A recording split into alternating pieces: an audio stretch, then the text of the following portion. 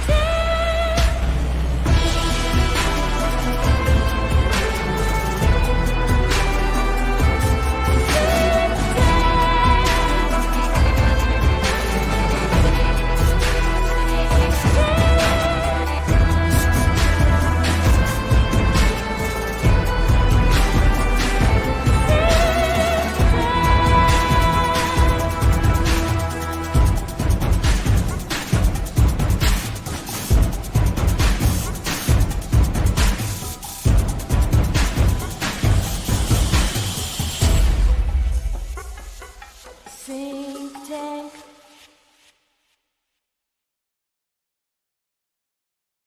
Oh, he does make it. All right, we're like, okay, I guess this is it. Like, you know, it felt like this is like that scene in Titanic where like the musicians, the trio, like one of them walks away and they think it's over, but then the other two just start playing, and the guy's like, "What am I even doing?" He turns back, looks up, okay, screw it. Yeah, we're doing this.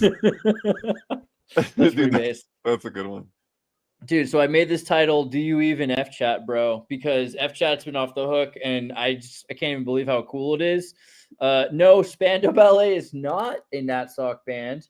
You might think that for some reason, you know, because I guess that makes sense. Like Spandau Prison is like a real prison, you know? I mean, do you guys like Spandau Ballet? That's how I started this. I was just I'm not thinking hip about to them this. earlier What do you today. My favorite kind, by far. So like it's weird because having a band called Spandau Ballet is kind of like having a band called like Nuremberg Foxtrot. It's just a weird idea, but Right. I think a lot of people got that vibe that it was some sort of a Ubermensch kind of musical group. But no, it's like a West End new romantic group from the 80s who made that song, ha ha ha ha ha. I know this much is true. You know the one. True? They were Nazis? No, that's what I mean. Like everyone, are they though? Is that true? Is like It's Tony not- I mean, Hadley? They were It sounds nihilists. They were nihilists. Yeah, I think that's the thing. They're like, imagine if I think it's because like they're gay, and so they're probably thinking like, if you were in a gay prison, what would be the gayest prison? And probably like either Nuremberg Castle or Spandau, right? Like, what could you imagine like a more intense, Spandau Ballet album? True. This is their album. That seems kind of right there, you know, like it's like a new wave kind of vibe thing going on here. Look at that. Look at that album cover. If you had that in your locker, you're probably gay. You know what I mean? Like you don't know it at the time because you just want to be that guy, but then you realize what you really want to do is be a part of him. That's probably what it means. I don't know. I love this band though, like as a heterosexual normative male. There's like a flock of seagulls aesthetic going on too. Oh, dude, that was the thing at the time. Where's his hair? I lost it. Ooh, there it is. Yeah. Oh, right. there's a guy that's doing this now. I'll have to look it up. There's like some deep internet cringe lore. That When I might was be a- natural. That's happening to me. I'm getting that. I can't help Dude, it. it's pretty base. It's like because you're like in the X-Men. You're like Storm. Well, not Storm. Dude, I was thinking of that though. No, actually, yeah, no, a rogue. No, but Storm Rogue. kind of had the strike. Like Tulsi has that, right? Tulsi Gabbard has that. But I was like, who, like in media, where are places where I've seen that? I'm like, Poltergeist immediately comes to mind. The mother in Poltergeist gets that one little Moses streak after she sees, the beast. And but there was another one recently that I came across. Oh, it's in Nightmare on Elm Street 3. who's the woman, the girl from the first Nightmare on Elm Street. She shows up again in Nightmare on Elm Street 3 to help these kids in the asylum, and she's got that because like she's been through it. Like it's a symbol of like you really seen some shit. Yeah, in It, the kid looks at the clown and his hair turns white. Also, I just watched Constantine, right? And in Constantine, he tells the Asian guy at the beginning of the movie, there's an Asian girl getting exorcism, and he's like, "Don't look at her. Don't close your eyes." And this one Asian guy is holding the mirror up. He like winks open his eye, and his hair just turns white. Yeah, his face melts like a candle. We gotta bring up Peanut Butter Solution too. If you're talking about people that love like that movie and their hair turns white, because that one, his hair falls out, he gets so scared. Dude, Peanut Butter Solution is very Canadian. Hey Noah, how's it going? Have you seen that movie? Do you know what we're talking about? Of course you do, right? They made you watch it on CBC every day. No, didn't you have to phalangist salute CBC? You didn't watch every single Canadian melodrama? No. See, I was onto the TVO train. You guys probably don't know about that. Oh, that's pretty big. Oh, come on! Don't act like come on. Who do you think you're talking to right now? Are we doing a little Mosque on the Prairie quiz? Like, what? Come on, talk to me. They had the creepiest kids programming. Their animated shows, because they didn't have like scores. There'd be like a theme song, and then it'd just be like this silence, this oppressive silence. Very creepy stuff. Oppressive silence. That sounds like kind of a new fangled lefty silence thing. Is violence. Yeah. So silence is violence. Speech is violence. Everything is violence. I love this meme from Sean Lennon where he's got the monk sitting on the top of the mountain, and it's like somebody needs to tell this guy that silence is violence. That like. Did you ever? I remember The Ascent of Man was something that I guess it's a BBC show, but I saw it on the TVO, which was a pretty crazy kind of apotheosis or apocatastasis show, right? Hey, what's the difference between Whoa, hold on. I didn't see this. This is another reason why this show's about Efchat. We already got another super chat with Efchat. So yeah, that's pretty base. If you're not already doing that, I skipped the whole, like the show is literally called Do You Efchat, bro. So I should be doing this. Make sure you jump into the uncensored chat where you can say anything. You can talk about your political ideologies or your own ideas about what Spandau Ballet is for real, or why Canada is so racist. Don't talk about that thing that we've got planned for Wednesday. Do not talk about that. Even that's probably okay. Just like use encryption. Did you know that they're going to do a Tamagotchi? Like Efagotchi is the new plan. They're going to make so this little guy up in the corner. How do you do it? This little thing right here. Eventually, pretty soon, you're going to be able to feed it. And if you don't feed it, it's going to cry. And eventually it will die. Like the egg that you were supposed to have in junior high for your humanities, puberty, sex ed class or something. Did you play Black and White? Does it eat like racist memes, or what does it eat? Yeah, exactly. That's a good point. It should eat racist memes, probably. Did you hear that Efchat actually got in trouble with the ADL already? Because that's one of my favorite things to do. I'll find the link for you. But yeah, what I was thinking, Michael Jackson. Tell me about Black and White. I don't know if I played. Oh, is this kind of what you're describing? Where but it's with there's villages and you build basically. I don't know what to relate it to completely. This is one where you're a big hand and you control everything. Yeah, kind of. Yeah, you're the god and you make these weird things. You're a god, yeah, and so you it's depending on how you treat the villagers and your creature that you send around, what you do with it. It could just be you can build a great positive thing, or you can just turn into a fucking hellscape. It's great. Okay, from the same people who brought you the hate crime symbol, the smiley face, it's Effie, the Efchat.net. It looks like Kirby, isn't it? Kirby, kind of. I mean. Is this really? This is what you'd call a speed run, an ADL speed run?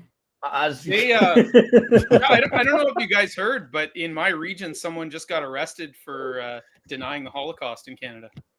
Dude, that's crazy. Well, I, for one, do not deny that there was a Canadian Holocaust, and more people should be talking about it. It's true. If you think about all those poor American Native kids and what they did in those schools, you're right. It was industrialized genocide. Yeah, I believe in the Canadian Holocaust. Can we make that T-shirt? Get on that, Thomas. What are the specifics? Do you know, Noah? Oh, I haven't dug into it too much, but it's close. It's about a 5-hour drive for me where this guy lived. one of the bigger cities in the north. So it was Did kind he? of. Did he? It was interesting. Like, if you could, one can argue now. Like, if you just question the number of 6 million, that in and of itself might be denial, and then That is it. Like, That's literally it. Like, Because if you said it was think actually sorry, you no, first. go ahead. I think it was No. higher. Does that count as denial? If I think it was 8, About to say, yeah, that was the next thing. The real thing is the word Holocaust means a full. This is fun. We're 10 minutes deep and we're already defining Hebrew terms of atonement rituals and sacrifices. It means a full burnt offering, right?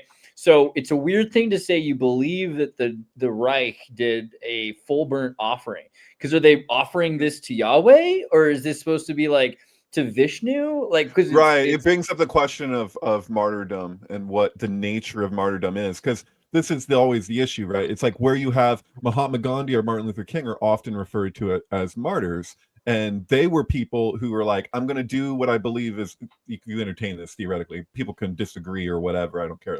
But theoretically, you'd say these are people that said, I'm going to do what I believe to be the right thing, and should I die in the process of doing that, then so be it. And then you have a martyr. I never knows how who's the peanut butter experiment actually looks like a Holocaust video. Actually, yeah. Or somebody just does like a suicide bombing and they're a martyr. They went in there to die, or like kamikaze, you know. Like, what's the definition of a martyr?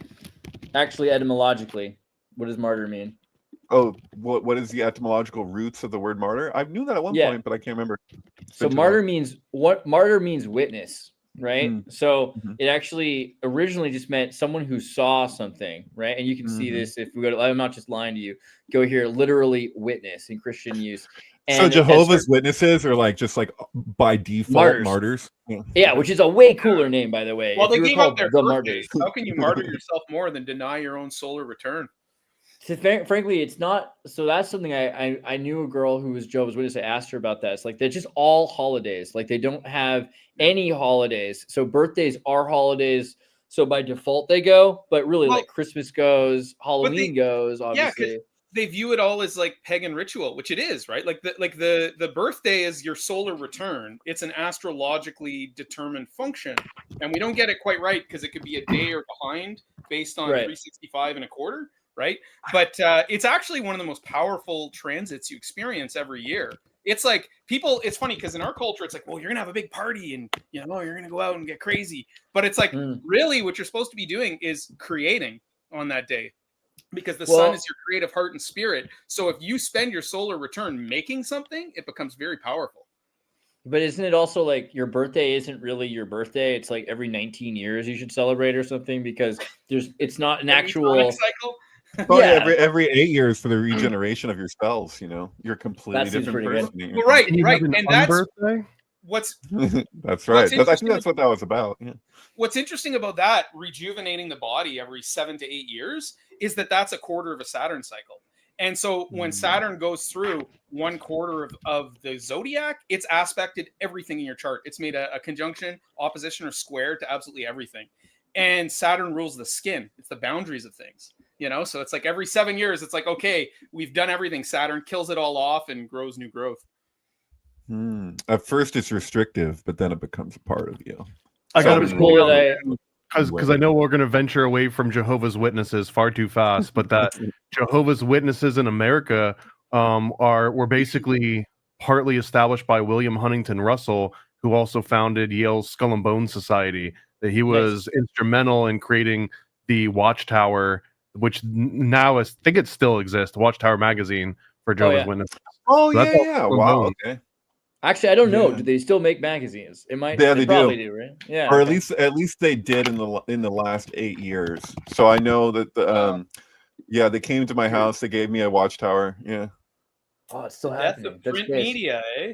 So your next thing is because it's words change meaning. When did martyr stop meaning witness and start meaning dude who was murdered? Right. When did that happen? I'll tell you. You want to guess? You got it.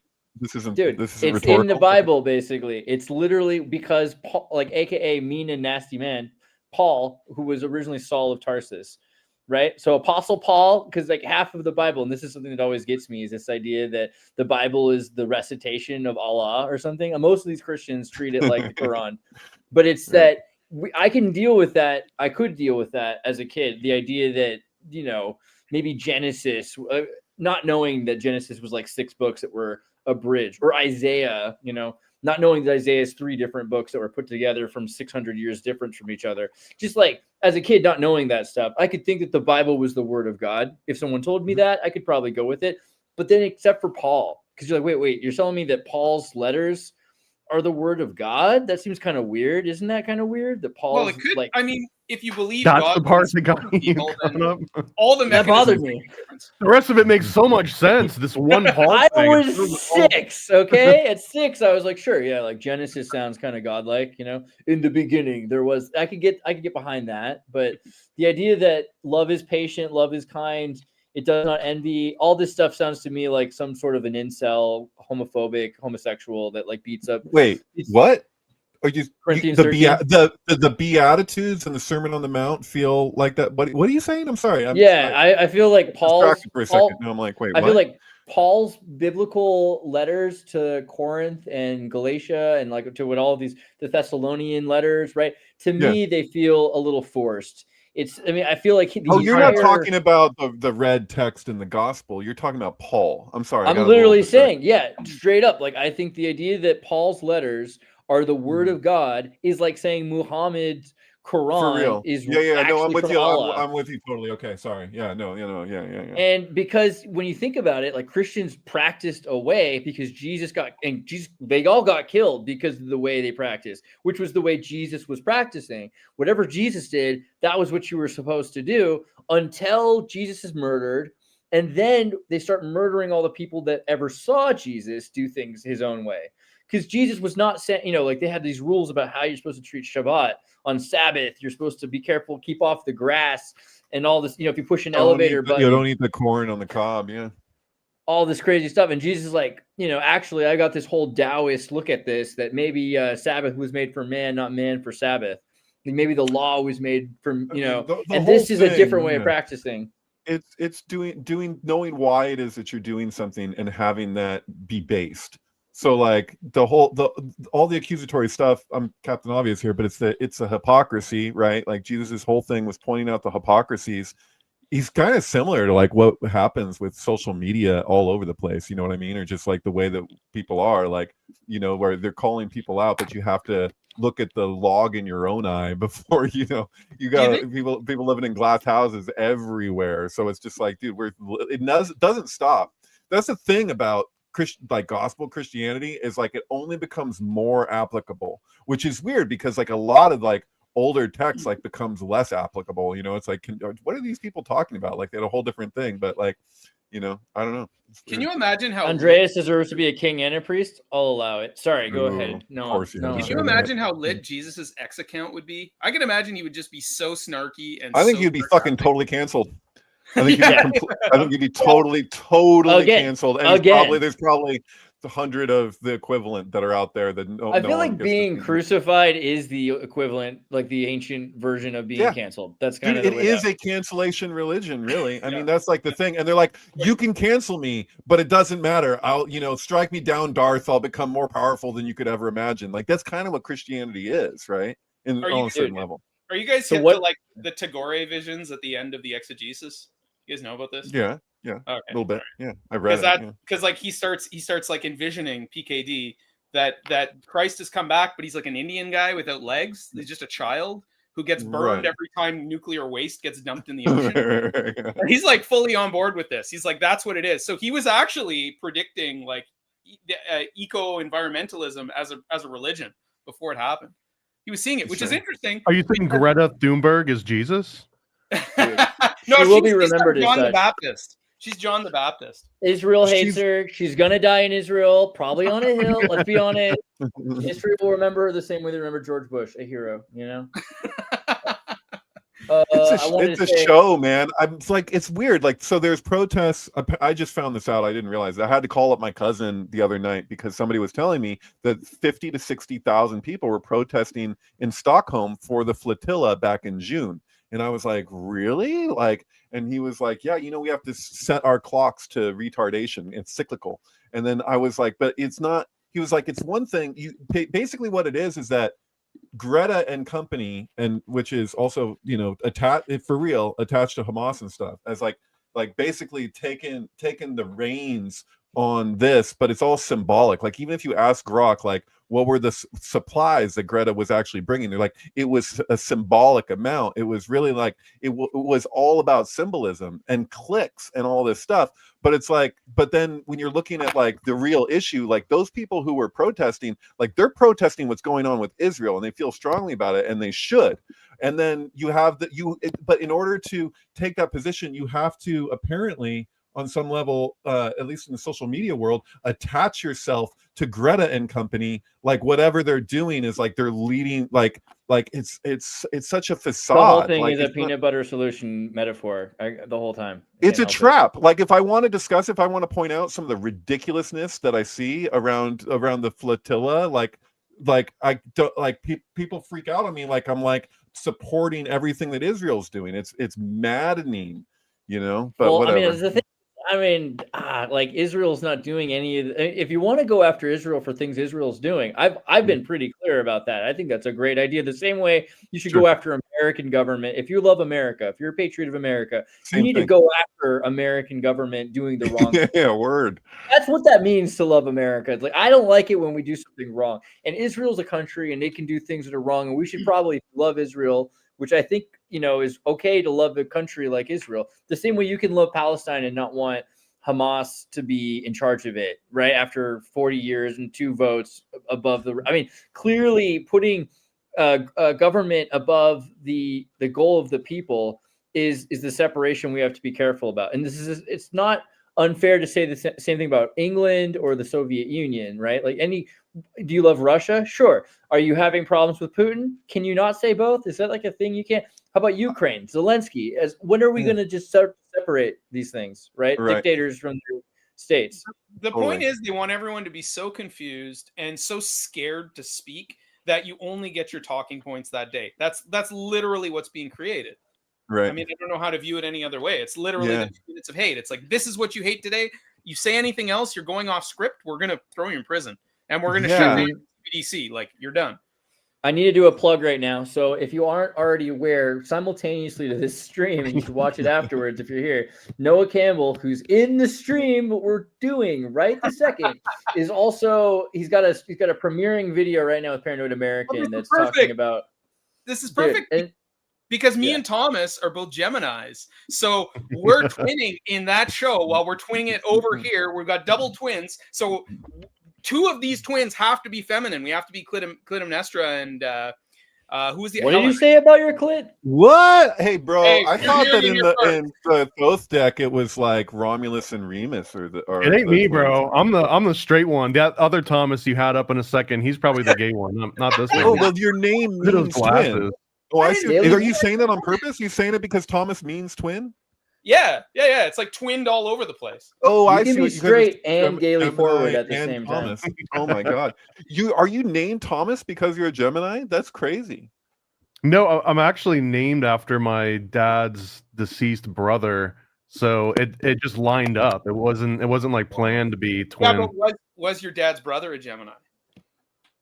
Because you never know. Like, families have certain astrological signatures. It's very fascinating. I feel like that's gonna be like a password question. I don't want to reveal my answer to that. Did you like Gemini utero? Was your dad's brother a Gemini? Is one of those? Well, it's like, have you ever been a member of the Communist Party? Sorry, I revealed all your information. You've been doxxed, hardcore, Thomas. I'm so sorry. I keep my Geminis pretty close. I feel like that's. This is an interesting thing about Synctank is that you're all from mutable signs. Okay, so that's the signs at the end of the season where the season starts to change and different energy starts to come in. And there's nothing more mutable than this show. Like, nobody can keep a train of thought. People tend to mute the show and just look at our faces sometimes. Sure. And touch themselves. I've heard. Let me just remind you, I'm going to harp on it one more time. If you go to the Xirtus Efchat, you can click on the link, and you got the link right there. So you should watch the whole astrology talk that Noah does, because it's pretty based, and it's right in there. And someone did ask. Go ahead. Sorry. Go ahead. I was gonna. We trust that anyone that does a super chat, it's because they did touch themselves at some point during one of these discussions. I think they should start calling it Uber chats and Unter chats. I think that's really where we need to go with it. And someone asked, like, what is Efchat? Sounds like little MIRCE. It's It's kind of like EFNet. it's cooler. It's cooler actually in a lot of ways. So like a couple of the reasons why Efchat exists is because nothing else exists like it, and what it needs to be. Like no other chat is ephemeral, where you can kind of like Snapchat has this feature that you talk and then the chats go away. So you don't keep a record of things you say you don't want to have records of, really, which is kind of nice. And there's sort of the option to be yourself or to be pseudonymous or anonymous. You can see right here is an example of someone who's pseudonymous and anonymous, and then actually yourself, right? Like I brand myself as I am. You know who I am. You can find me as I come. That sounds all right. Whatever. Point is, you can say whatever you want here. And I can't see this video right now because of the being in another country, but most of you will be able to see that unless you put a VPN on and be from Russia or something. You might miss it. You're in a very censored country. Are you in Austria, Germany? Where are you at? No, I'm outside of the EU. So like I'm in Montenegro still. And he's in Nirvana from what I can see. Look, he's just floating in nothingness. I'm literally in the space of the void right now. It's true. But yeah, I'm gonna eventually vacate this nation, and when I do, I'll have access to things again that you only need a VPN to see in this country. And someone also said, what would Jesus shitpost? And I say it's not would, it's what would Jesus shitpost. I think Jesus would be like, 'tis a fine post, but it's no shitpost. Yeah, right. God, it's so true. So what we just talked about the peanut butter experiment and their solution, which I keep calling an experiment. Well, I wanted to hear your theory on how that relates to Greta Thunberg, because I understand the end game of peanut butter solution was a guy from Battlestar Galactica, or maybe that was the dad, is tracking all these children that lost their hair from being scared, and he sells them a peanut butter solution, and then he kidnaps them because a peanut butter solution makes their hair grow indefinitely. And then when he kidnaps them, he cuts their hair off and he sells it as like, I can't remember what, wigs and like toothbrushes. Paintbrushes. Because the evil guy's using paintbrushes so he can open a portal like Stargate that he'll trap children and souls on the other side of, right? Oh God, it's like Weapons, that movie. And, I'm recommending that, by the way, still. We had to push that. Yeah, relatable to that. Weapons. I'll get it as soon as I can. But yeah, it's like through the looking glass stuff where you're trapping souls on the other side, which I think is also like creating an effigy of a person and trapping their soul inside of the effigy, which is what they're doing with meme lords and what they're doing with kids on the internet, because people lose themselves in the looking glass, becoming the people that they are asked to be, which you can only do so well in real life because people will present themselves the way that they expect people will want them presenting themselves, a super ego. But you're still yourself. Whereas on the internet, you can create an effigy of yourself, which actually has nothing to do with your real self anymore. And it can exist separate of yourself. The thing. Thank you. No, that's the thing with Greta, man. It's like, it's super avatar-like. It's an exploitation of like everything, like her intent was always there. So this is the thing. I just want to vent something here.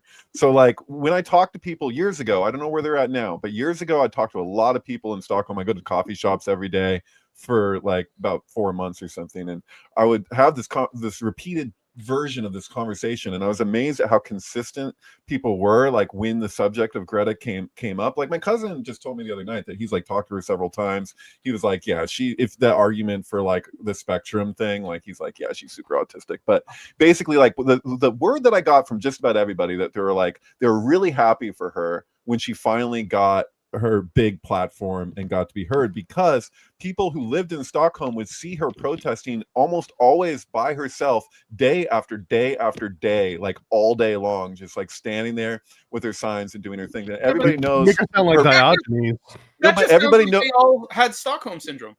But everybody knew her parents, like both her parents. Her mom was well known as a singer, and she did like softcore porn and stuff, and she was like, she was just it's not that big of a city ultimately. So like people like celebrities will just like exist around. So all these people saw her standing there, and they're like, finally she got the recognition that she's put so much work into like getting her word out there. And what she said at the UN, like that's true to where she was coming from.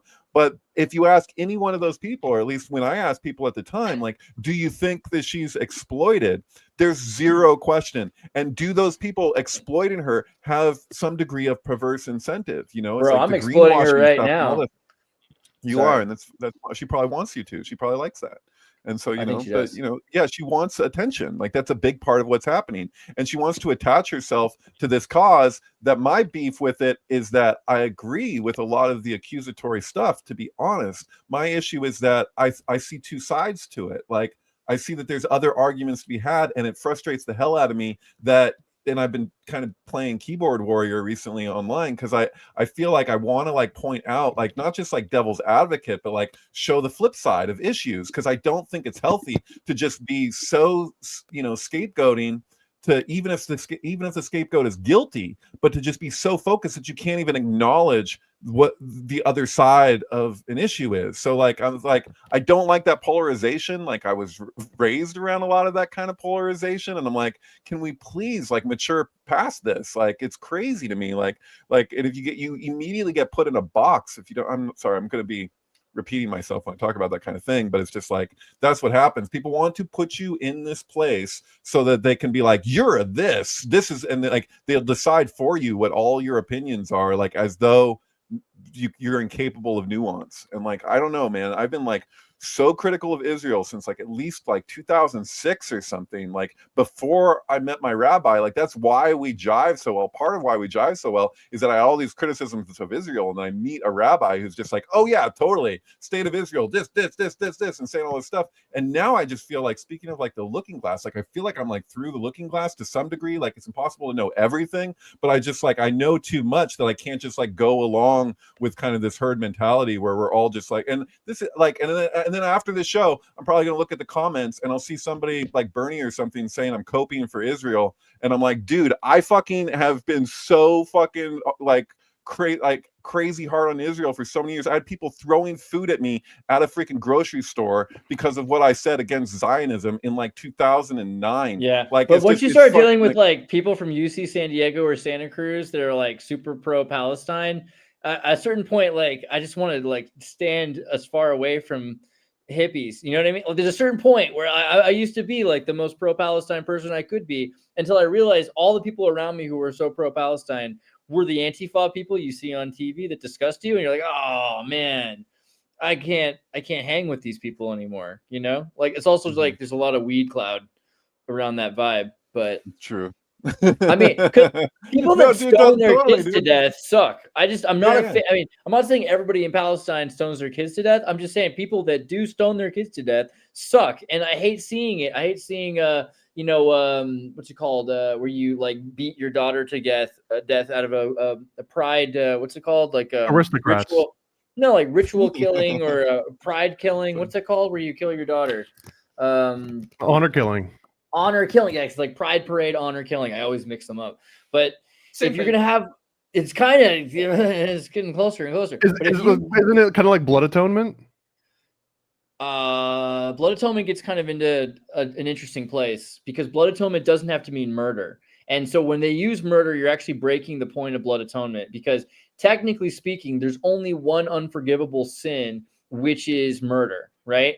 So as soon as you murder somebody, you're like, because if you steal a candy bar, you give the candy bar back. But if you eat the candy bar, you have to pay for this candy bar. And if you kill the guy, there's no life that can be replacing of that life, right? Thank you. Really. Yeah, that actually relates to the issue. This came up a lot during COVID, because like people be like, in California, they'd be like, we don't accept cash.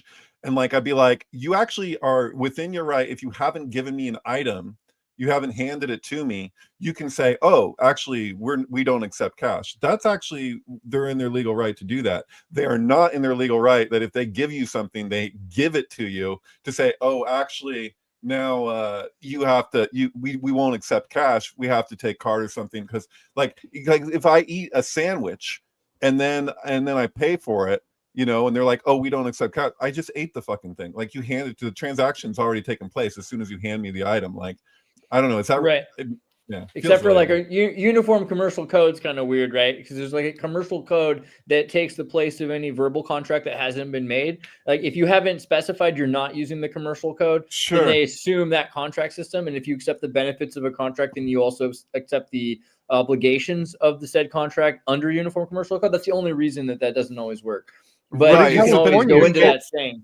Legal you just- tender though. Yeah. Can you just Right. eat the sandwich and walk out if it's California? Unless the sandwich costs more than $1,000. Yeah, I know that. Thank you. That's a good point. The things have changed now with that too. Probably. I mean, you can actually shoplift a certain amount, like it's actually within your legal right to like. I'm only taking this much. Like we've gone nuts. Yeah, California's gone off the deep end. So The super pro-Palestinian peeps who are annoying about it aren't potheads. They're self-hating vegan pillhead Adderall types. Yes, actually, that's accurate take. Sorry, Noah. Yeah, no. If we're going to talk about legal tender and financial law, okay, here's a stance I've had for a long time. Corporate law is anti-capitalist. What do you guys think about that? You gotta elaborate on that. Okay. I don't think capitalism exists anymore, right? Because we live in a system.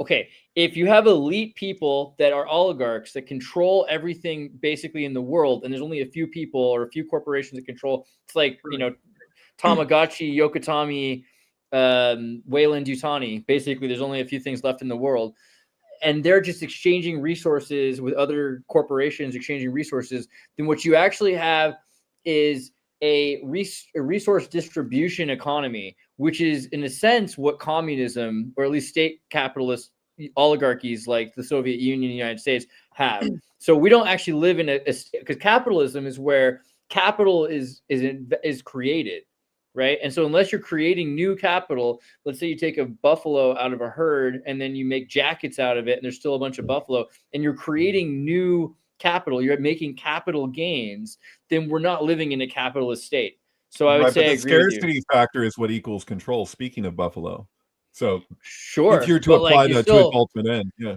But there still are growth. There's still growth. So there's a scarcity of buffalo, even though it was ubiquitous, by the way, at a certain point. But the ubiquitous buffalo is still a scarce resource theoretically. But there's gains being made still, because if there weren't jackets at all, and now all of a sudden there are jackets based on a resource that is producing more buffalo every year. If you take one out of the thousands of buffalo, like deer, right? If you reduce the deer population slightly, like insignificantly, and there's still more deer being produced because they have. Are we talking about Gaza? Sorry, I think I also jumped away from Noah's population's increased in Gaza, and at the same time, lots of people are being killed. So I think it's like over 2,000 people in the last year. But people in Gaza have natural predators, whereas deer do not. Don't have natural predators. The wolves disagree heartily. You're going to get some angry wolf comments. Well, it's way out of proportion with the actual population, which is why deer actually have to be forcibly culled. And actually, this is kind of interesting that after Bambi came out, there was such an outcry over people killing deer that they actually shut it down for a little while. And the overpopulation got so out of control that they had to start paying hunters to go back out and cull the population. That's right. And they basically were realized, like, okay, we can't let Disney movies dictate like ecological systems anymore. That's a huge point, though. And actually, like, because that gets crazy, because you're like, dude, like, there wasn't this kind of like animal rights attitudes until we humanized the animals in cartoon. So like, it's totally true. The impact of taking an animal and then giving it a personality, like it's changed everything. Like people's relationship to animal life was like, oh, it's like us. Like you can project, like Watership Down, you know what I mean? Like can give you like, you're like, oh, actually, whoa. You know, it's a trip. Wait, who were the Palestinians in Watership Down? Who the rabbits? They could go either way. French, that's the thing. The French duck guy, I think, maybe I don't know. Actually, the rabbits might be a good metaphor for that. I think the rabbits are supposed to be the Israelis. If you really look at the whole point, not enough. They're British Zionists. The rabbits are British Zionists, and they realize they have to leave. They sound like British Zionists, like the way that they literally talk, like their voices. Like, but yeah, I don't know. I think that was the metaphor. And then they manipulate the French in order to like, hey, this dumb bird's prideful. Let's use him. Oh my god, it hurts. Yeah, in Japan, back to you're corporate law, over which everyone wants to No, talk about. Everyone wants to talk about corporate law. yeah, it's true. Okay, it's true. Actually, people in Efchat right now are talking about corporate law. Great. No, yeah. Okay. Go ahead. Your point. So my point being is this. Okay, if the core philosophy of a capitalist society is that those who do the greatest work and take the greatest risk reap the greatest rewards, if you're allowed to form a corporation which completely divorces yourself from all the risks of all the criminal stuff your corporation does, you're no longer living in a capitalist society. Okay, it's one of the biggest problems in our society, aside from the idea of like monopolization and a few people control all the corporations. Like divorce yourself from that. Look at it from the ground level. If you're able, okay, so one of the key legal standards was made in Canada. It's this case called Solomon versus Solomon. Okay, and this is the degree that that corporations are divorced from their own responsibility, which is that this was a corporation which was one guy and his family, Solomon. Okay, and so he was renting all this equipment. It was like a landscaping company or something. He was renting all this equipment, and he couldn't pay it back. But he'd also, the corporation had taken out a secured loan from himself. Okay. And so when he went bankrupt, the corporation went bankrupt. Okay. The people who had rented him all this equipment did not get paid out, but he got paid out. Oh. Okay. That's a legal standard that is used in the US as well. Wait. So Solomon versus Solomon, that's like Kramer versus Kramer. How can the same street intersect with itself? I must be at the nexus of the universe. Like, that's intense. Okay. So this is my problem, because I just lost my job because this mill that's been open for 100 years played some games. You know, they made the most Canadian story I've ever heard. They made yeah, it's the mill. Like, okay, sorry. That's the mill that my dad worked at, my grandparents worked at. You know, like it's founded this community. I won't bore people with what they did and why they did it, but you know, they were basically just showing losses that weren't actually there, in order to get government funding. And now, like, they expect everyone to rally around, all this government funding for this business, and it's like, this is phony. Like, this is so phony. And they're playing with the lives of everyone in the region, because if it legally the sawmills, and we need the lumber, right? Like the lumber industry it's a huge deal. All these sawmills around there have to get their chips going somewhere. You know, they have is it just neuroses? Like, what is happening with Canada? Just like happening everywhere. Like, it's just like, I've always, like, growing up, like, our ideas around Canada was like, they got it together. They're good. They're like, you know, like, for just, it seemed like a very stable kind of way of existing and being. And now I see stuff from like Vancouver and shit where I'm just like, dude, what is happening with you guys? Like, it seems like it's just going crazy. Like, COVID was the first time that I saw just like the hysteria happening from Canada, and now it's just like, dude, you guys are I would have not that long ago been like, America's the effed up one. Like, Canada, they seem to have their stuff together, and that was always a joke. Like with the South Park movie, like the Blame Canada, it was a joke. Canadian bacon, you know, it was a joke, and now it's like, actually, like, what the hell, man? Okay, part of that is our culture, right? Which is that we're fed America as the big evil. They're also our best friend, but that's the big evil, and everything. So it's Nietzsche. It's the abyss. It's you stare into the abyss, and the abyss stares back. Is that what's happening? No.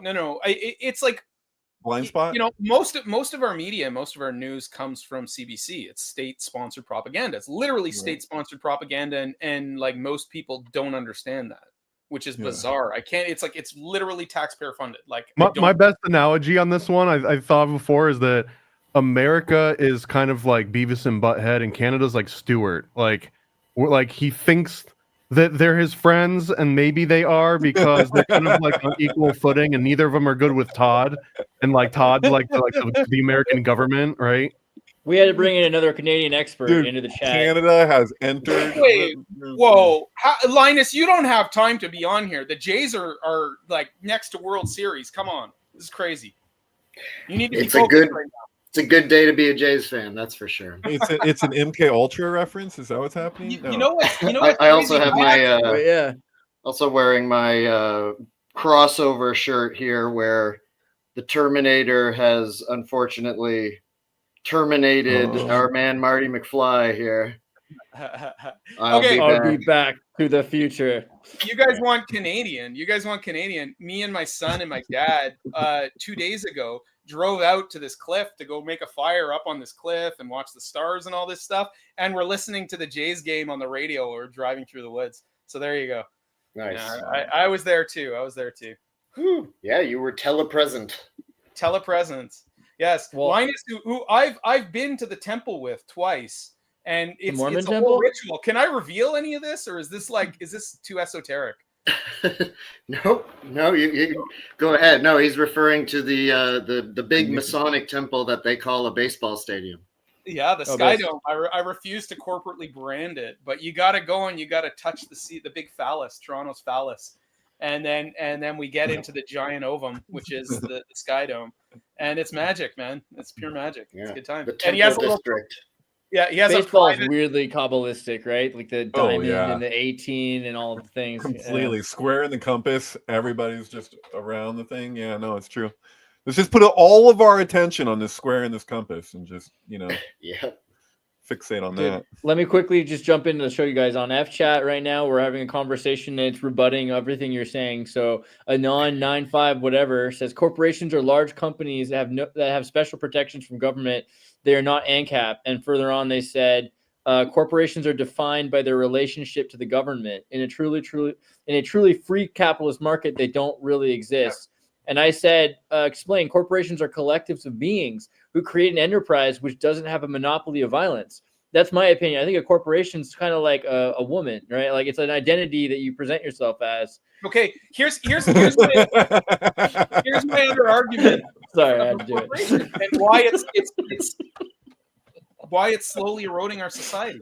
Because, okay, if you have a rich industrialist, okay, who owns a company and it's gonna go to their kids, okay, the future is really important. It's really important. They have a good relationship with their employees. They trust their employees, and there's a certain amount of continuity there. Now, when you have a corporation where it's all about quarterly profits and you're legally required to make profits every quarter, or you're not doing due justice to the shareholders, you don't look forward to the future. You don't plan 2 years down the line or 5 years down the line. And so many industries just devolve because of that. Totally. And that's what happens with a corporation. This is why we're living in the wake of the worst collapse of technology that we've ever seen. 20 years ago, the things I could do, like this is my thing recently with my web hosting, had unlimited storage, could do whatever I wanted, have as many websites as I felt like, no one cared. And all of a sudden, they don't have the capacity or the technology to host websites the way they did 20 years ago. And you have to find some host that still does. Skype, right? Yahoo Radio Protocol, the things you used to be able to do in the 90s with RTMP, real-time media protocol, BitTorrent, even because of Netflix, and eventually Netflix is going to collapse as it already started to do. You can see that with Netflix even. Netflix used to exists like already down. Like I don't even know, and Amazon too. I don't know how that works, where they're just like in insane debt. They're like the United States. It's like, how do they even continue? It's their model. It's just like a fucking corpse zombie that just continues on and because debt is the value. Because debt is the value. It's like Weekend at Bernie's or something. You're just propping up Netflix. Like, look at how well it's doing. Look at these profits. It's like, dude, they're in the hole. Like, how does this even work? Well, but like, I would argue from like maybe a sixth grade understanding of all this, but that capitalism, again, with a bad analogy, it's almost like a great framework, like a Grand Theft Auto engine or something, right? And then corporations can come in and they're like these OP mods that like people, like when they made the engine, they knew mods existed, but maybe they didn't realize like how crazy mods could truly get. But regardless, the underlying framework, the system of capitalism, I guess the part that I feel the most like akin to, that I understand the most, is that it has individual greed and like all the flaws of human nature baked into it and like built around it, whereas every other economic system essentially avoids the discussion that humans are horrible creatures, and that will like screw each other over, if we can get ahead. So here we have a system that's like, hey, let's not ignore this dirty part. And then of course you're going to have all these other variables that are in that system that kind of like throw it off a little bit. But the fact that the system has like these human flaws baked into it, I think it makes it so it's more flexible. So usually when people criticize capitalism, maybe they're criticizing like an OP mod, the same way that you're not going to say like the Grand Theft Auto engine sucks because someone made a crappy mod and then like everyone's, getting killed. But what you're saying or something kind of proves my point that it's not capitalism, because capitalism would be to make new engines and new We content. haven't even tried real communism. We haven't tried real capitalism. We haven't tried real capitalism. I do think, like my Buffalo analogy, I think Native Americans were like the last true capitalists because of their ability to make jackets and things that didn't exist yet out of something that was a finite resource that was able to be reproducing and ubiquitous. But today you have, like you said, redistribution of an engine. You have, so America or the world is this economy. You have redistribution of resources in that economy. And corporations will do it until they get as much of the resources that exist, and then they'll collapse. So you have like Facebook or MySpace is a great example. MySpace grows, it becomes as big as it can grow, it takes as much resource asset as it can, then it collapses. Facebook grows, it becomes as big as it can, and then it collapses unless it can take all those resources and it can possess something else. You know what? Like Oculus, there's a variable right? with that one though, because I really feel like if that one dude hadn't accidentally erased like 90% of people's accounts from MySpace, it probably would have had a comeback, because a lot of people missed MySpace and still had their accounts there. I don't think it was accidental. On my account. It may not. I think they did it on purpose. Yeah, because like MySpace. So the other day, someone was asking whether or not you use Napster or you use Kazaa, and I was like, Nutella, right? And everybody who had Unix and Linux, come on, shout out to Thomas. I hope to God you use Nutella networks. No, I was on news groups since like forever, man. Right. I'm above this peer-to-peer nonsense. The peanut butter experiment, man. He's not Nutella. I get mine from the source, man. Nutella was pretty cool but yeah, you're right. Use nothing better than a Usenet. It's just it costs money. I like to do it right. But Nutella was pretty cool. And then there was BearShare, but then there was Kazaa, and everyone who remembers Kazaa. Direct That's true. I just want to talk about Kazaa because Kazaa had a secret spyware codec put inside of it to track every file you shared with everybody else. And this was the beginning of what they used for MySpace. So like the finances behind Kazaa were from Rupert Murdoch, using adware spyware version that was designed to like track what you were doing with the files. And then they eventually said, we don't even need you to download Kazaa to do this. We're actually better off just creating a social network like Friendster. And then they created MySpace. And so MySpace wasn't really made by, there's like a documentary, Tom Is Not Your Friend, that talks about the conspiracy behind social networks and how they eventually. That hurts. That is not your friend? I mean, does that hurt your feelings? Not my friend. Like, seriously, don't talk about my friend like that. Tom is only your friend because you're Canadian and friends with all polite people. But social media was designed to scrape as much data as they can. They have as much data as they need, and now they're going to move on to AI stuff. And so for 5 years, 5-year plans, corporations become really powerful and really big, but eventually they stop needing to collect resources. So then the services collapse. It's how Motown collapsed, how like your car got really good, and then they just stopped working on cars. Like cars are not becoming better, right? There's a peak point where they can't get anything else out of that, so they stop trying to do that, right? There's another variable, and there's the timeline. If you follow it through, you can see the point at which focus groups became like so key, where it stopped being as much about how do we make the best product that will last the longest and be the highest quality so that people will have incentive to buy our product rather than other products, to how do we get people to like actually like embrace the thing that's actually not going to be last as long or be as durable so that we can keep selling it. And like that shift, you can see like there's a definite timeline. It corresponds to like where like the hippie thing was that like you can just repair your clothes, for example. Like, oh, your pants are getting a hole in them. Oh, well, stitch that up and put a patch, and like and then that became a style to the point that they were able to sell people de-stressed clothing where it's literally not going to last nearly as long, but it becomes fashionable to want that. And so like you can see all these examples. Like look at your iPhone. Like they got, like Apple got in trouble. I don't know how much trouble of like that thing where they're like at a certain point, these are all designed to fail so that people can get the next thing in line. Yeah. Like, I used to work at a like a department type thing, and part of it was selling cell phones. And every time there was a new update, people had to buy new iPhones. They'd be coming and going like, it's not working anymore. My old phone isn't working. But the worst thing is, and people should have been a general strike when they started making cell phones and even laptops where you can't remove the battery. Like you have to take the entire circuit board. Like that's disgusting. Like how is that not like an antitrust or some form? Yeah, it should be illegal. That's insane. Right. And I think that's the thing. It's interesting in Europe how it's still because I think socialist revolutions that happened in Italy and France or something. There are still these weird consumer advocacy rules in the EU, which just seem so at odds with the way the world works, right? Like that they forced iPhones to have USB. That could only happen in North Korea and in the EU, right? Like maybe China, but like generally it has to be in a place where they killed so many people at some point that there's actually some sort of a rule now. Like, all right, we don't want corporations to get people that upset that they kill everybody in the streets. Why don't we? And America doesn't have that because I think it was like the guy who lit himself on fire in front of the Ford factory. There were in the 60s, you know what I'm talking about? There was a dude who self-immolated, and then Ford Firestone made the son the vice president of the United States. Like rather than take care of it and make like rules that were better trust rules, they just put like a Rockefeller as the VP for Nixon when he stepped down, and then they put in like a. And by the way, that's significant because it's the only time in history that position maintained the same person through a party switch. That has never happened before or since. Wow. Right. Dude, did you guys see The Big Short?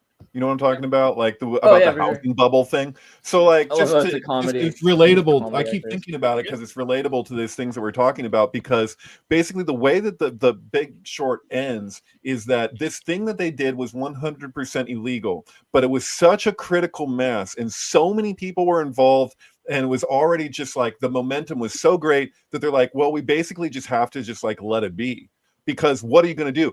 Torrenting is kind of like that. You're like, okay, well, I mean, what are your options? Are you really going to go after this many people? And if you do, what kind of backlash will occur? And is it even worth it to the bigger picture? Like, is it, I mean, like there's lots of examples in society where it's like, I mean, bring it back to Israel, like people could argue, there's a strong argument for like the occupation of the West Bank is both illegal by Israeli as well as international law. Yet, this is just what they're doing. This is the way it is. Like we investigated ourselves and we found we did nothing wrong. Like at which point I don't know, like there's examples of things that have such a momentum behind them that in order to stop them would be so destructive in the process. Applying a brake is too much work. Yeah. The direct example that you mentioned of torrenting, the way that the RIAA and MPAA approached that is that they targeted children and old people. They basically targeted those that would be the most naive and be the most, I guess, like overwhelmed with an actual contact by one of these big corporations. And they rarely went after someone that was like, let me Google this. They went after people that didn't have that as their first thought. And that was the entire approach. It was like, if we can go after the most vulnerable, then we can also show everyone else like, hey, look, we'll go after Nana. We'll go after your little sister if this is what we have to do in order for you to pay attention. Right. So it's a show. Effective. It's a show. Like that's the whole idea, is that they provoke fear out of a demonstrating what they could do to you. So people are like, oh, did you see what happened to them? I don't want to have that happen to me. Canada, we're going through tomorrow, I think. That's where Tamara Leach and the other one are getting sentenced. Oh, is it the mischief? We're looking at big jail sentence for the charge of mischief. They're looking for 7-year sentence. So again, 1/4 of a salmon cycle. I don't And know. you know, what it's this is. I don't know what interesting this is. that these are the Freedom Convoy people, not necessarily the real instigators or organizers, but the people who The emerged as kind of figureheads and managers of some of the money that was brought in. And they got charged with the only actual crime that they could charge them with, because it was done pretty scrupulously, peacefully, etc., was mischief. Yeah. And so on a mischief charge, they're looking at 7 years or something. But And Tell if me you more know about the this. I'm violent not familiar. criminals in Canada that are in for a couple weeks and are out, and like I see it in my own community, it's disgusting. Dude, This I is need- I like can't even a imagine deal- that, because if it was me, I'd be like, "What's the matter? Mischief illegal?" But like apparently in Canada, Yeah. mischief. No, why they- you guys are so polite?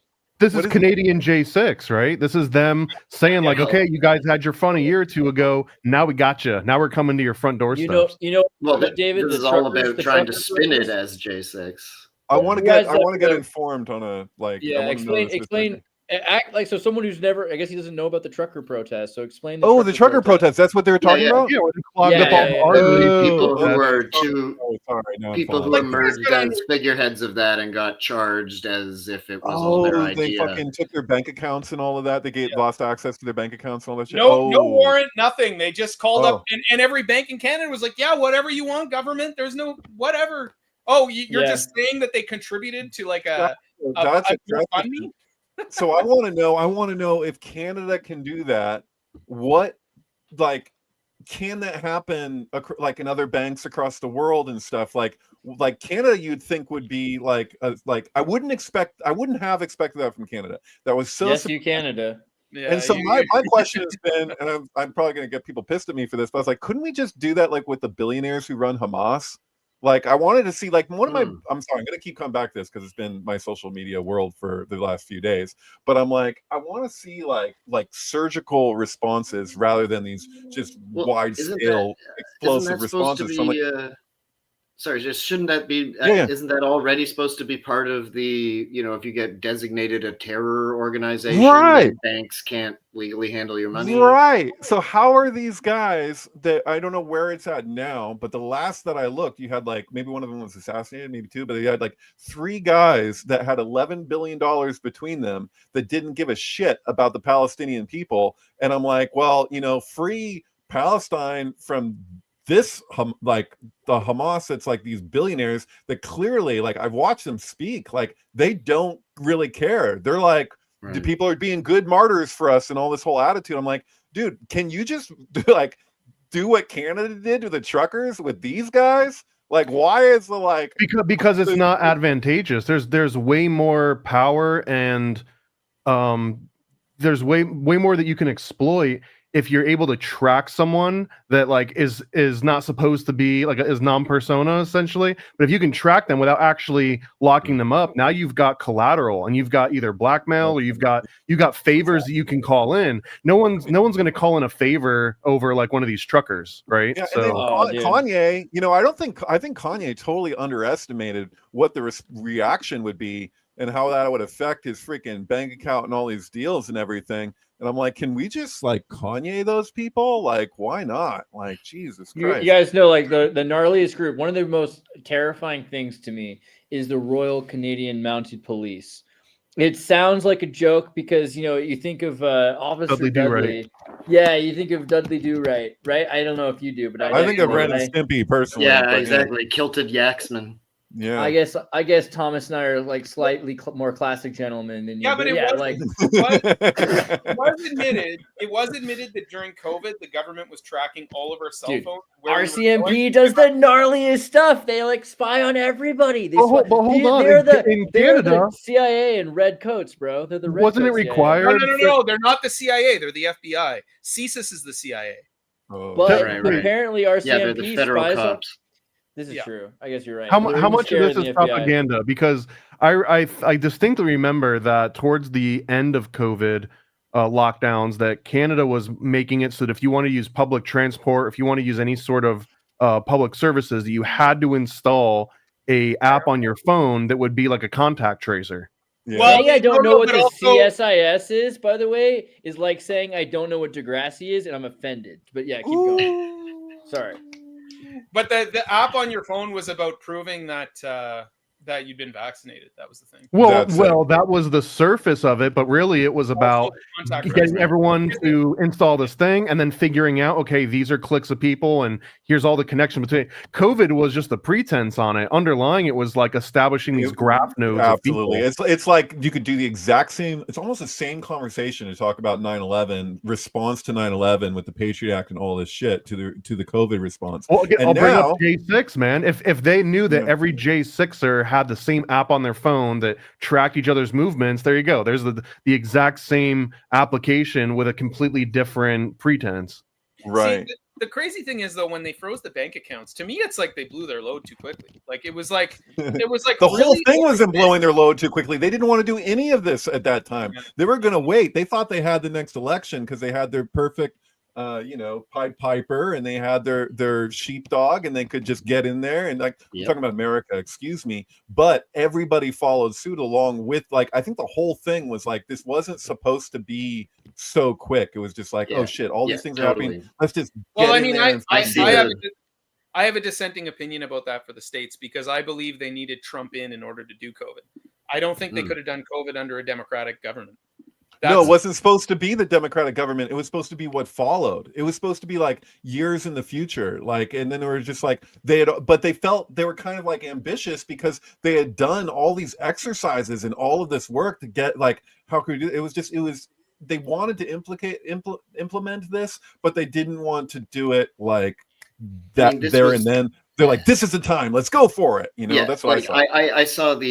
I sort of see.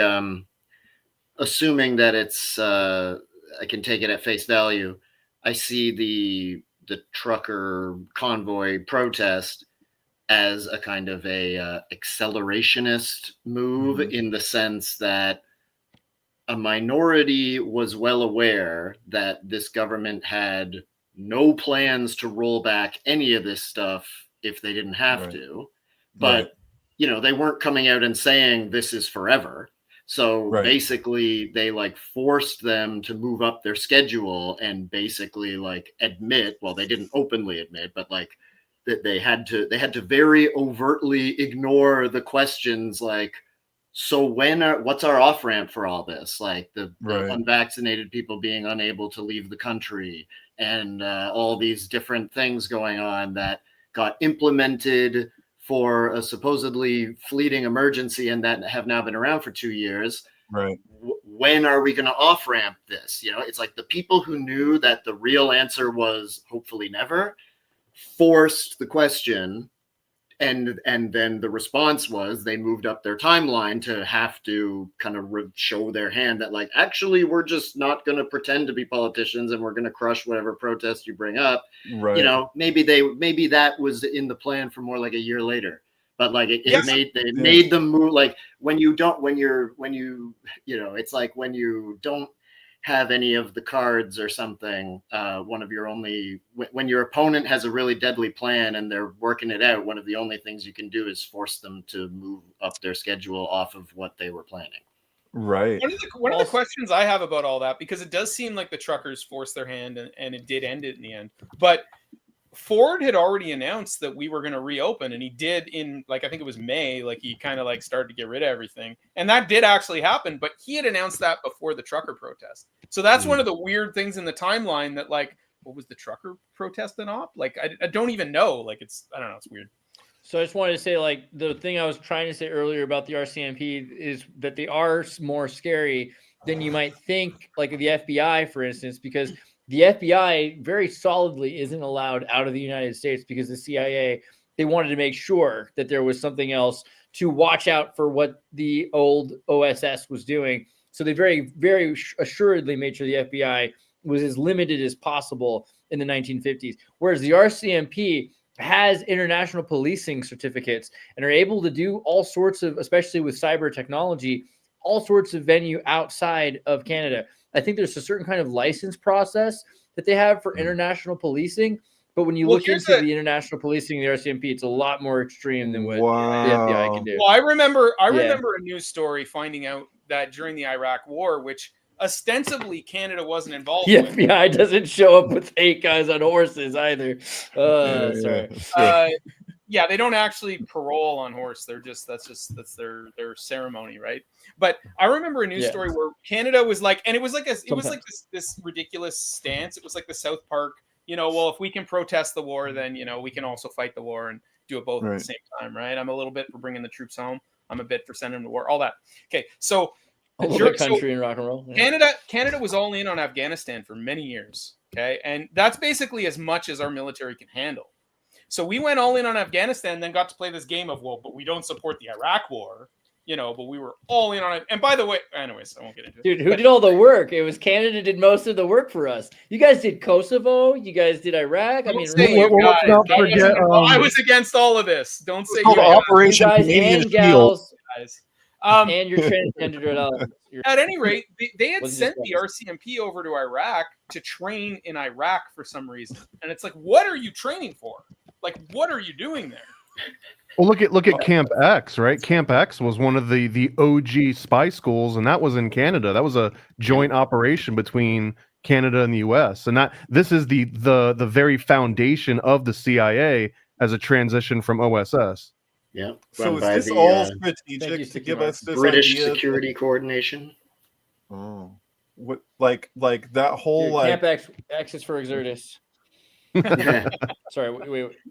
What were you going to say, David? We talked about this, and there's something kind of crazy and sinky here. I can't remember this came up before. We looked at Camp X a few weeks ago or something. Camp X was also the epicenter of military use of LSD. A lot of the original LSD hippies came out of Camp X. You don't realize they were spies. It's also really James Bond. Ian Fleming and Peter Fleming, his brother, both were trained with the Signal Corps at Camp X because they not only needed Camp X for all of James Bond's inventions are all about Camp X. It was in Canada where they were building a lot of this stuff, and they had access to American corporations going into Canada that included really weird ones. So IBM, of course, and MIT companies like Xerox, but really weird ones like Disney. Disney was making propaganda camera equipment for Camp X, which were used to make all sort like moon landing faking kind of stuff to make all the weird optics that they were doing in Canada, because they have all sorts of fake pictures and propaganda.